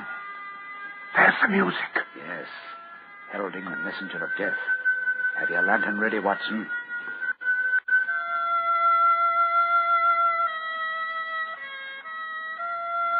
Now, Watson, now! Great heavens, it's a snake slithing down the bell rope. You can't Hit it with that stick. Holmes, out of the way. Let me get a shot at it. I'm going to drive it back the way it came. Get out. There it goes. Back through the ventilator. Oh. What a fiendish plan.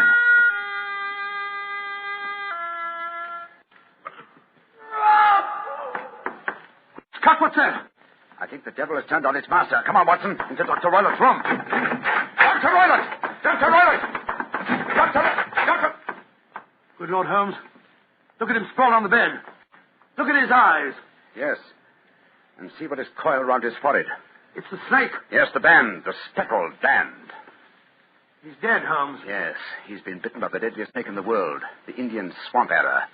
Deadly fangs produce death within 10 seconds. Well, Watson, violence does in truth recoil upon the violent, and the schemer falls into the pit which he digs for another. What should we do now, Holmes? We must remove the macabre headgear from the dead doctor and return the snake to its den. Then I suggest that we tell Miss Stoner that there's no more danger under this roof. After that, we can turn the matter over to the local police. Our work is done.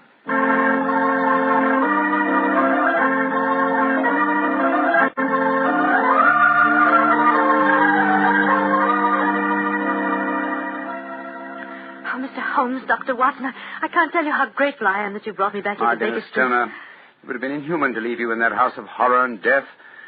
We have a spare bedroom, and Mrs. Hudson is a motherly and understanding woman, and I can assure you that Dr. Watson and I will be delighted to have you stay with us here until you've decided on your future plans. Yes, of course we will, my dear. As a matter of fact, it would be rather refreshing to have a touch of youth about the place. You're both so kind. Mr. Holmes, I think it's wonderful how you foiled my stepfather's devilish plans. Yes, wasn't it a remarkable example of logical deduction? No, it wasn't, O'Donnell. At first, your mention of the gypsies, Miss Stoner, and the use of the word band put me on an entirely wrong scent. However, when we examined the fatal room, I drew the obvious conclusion. You mean the dummy bell rope, the ventilator, and the immovable bed? Yes, old fellow. It instantly gave rise to the suspicion that the rope was there as a bridge for something coming through the ventilator and traveling to the bed. I once thought of a snake. When I saw the saucer of milk on top of the safe, my suspicions crystallized into certainties. Oh, it was a fiendish plot. Yes, an extremely clever one, too. Exactly. My stepfather must have trained the snake to return to him when he played the music. Yes, he put it through the ventilator with the certainty that it would crawl down the rope and land on the bed. It might or might not bite the occupant. Perhaps she might escape every night for a week, but sooner or later she must fall a victim. Thank heaven I came to you, Mr. Holmes. Amen to that, You Mr. know, Holmes, if you hadn't lashed at the snake with your stick, I bet it wouldn't have turned back on its master. True, old chap. In that way, I am no doubt indirectly responsible for Dr. Grimsby Roylett's death. But I can't say it's a fact that's likely to be too heavily on my conscience.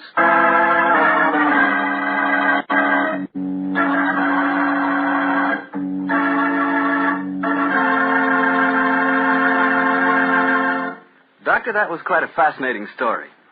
You know something? I'm not exactly a coward, but no kidding, my toes really curl when I get mixed up with snakes. Oh, you're not alone in that respect, Mr. Bartell. I must admit that I like to have a revolver and at least 20 feet between me and any snake that wants to cross my path. Well, if you want a revolver in 20 feet, I'll take a cannon in 20 miles. It's fortunate that you're a wine expert, Mr. Bartell, not a detective. I'm afraid you wouldn't, shall we say, find detecting to your liking? We certainly shall say it. And incidentally, I'm not a wine expert, Doctor. All I know about wine is that it either tastes good or it doesn't. And I also know that Petri wine always tastes good. The Petri family sees to that. The name Petri on the label is the personal assurance of the Petri family that every drop of wine in that bottle is good wine.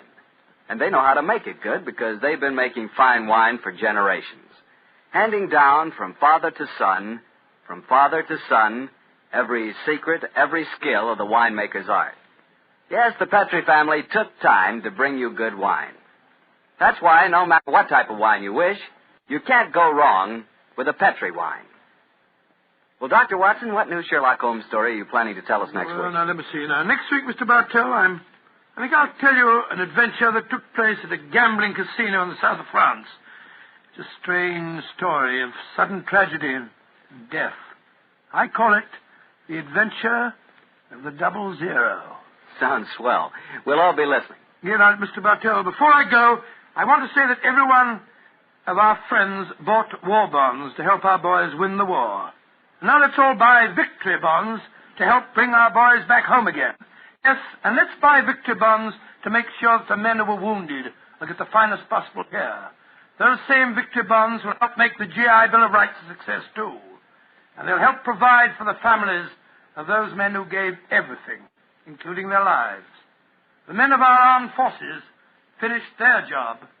Now let's finish ours. Buy victory bonds.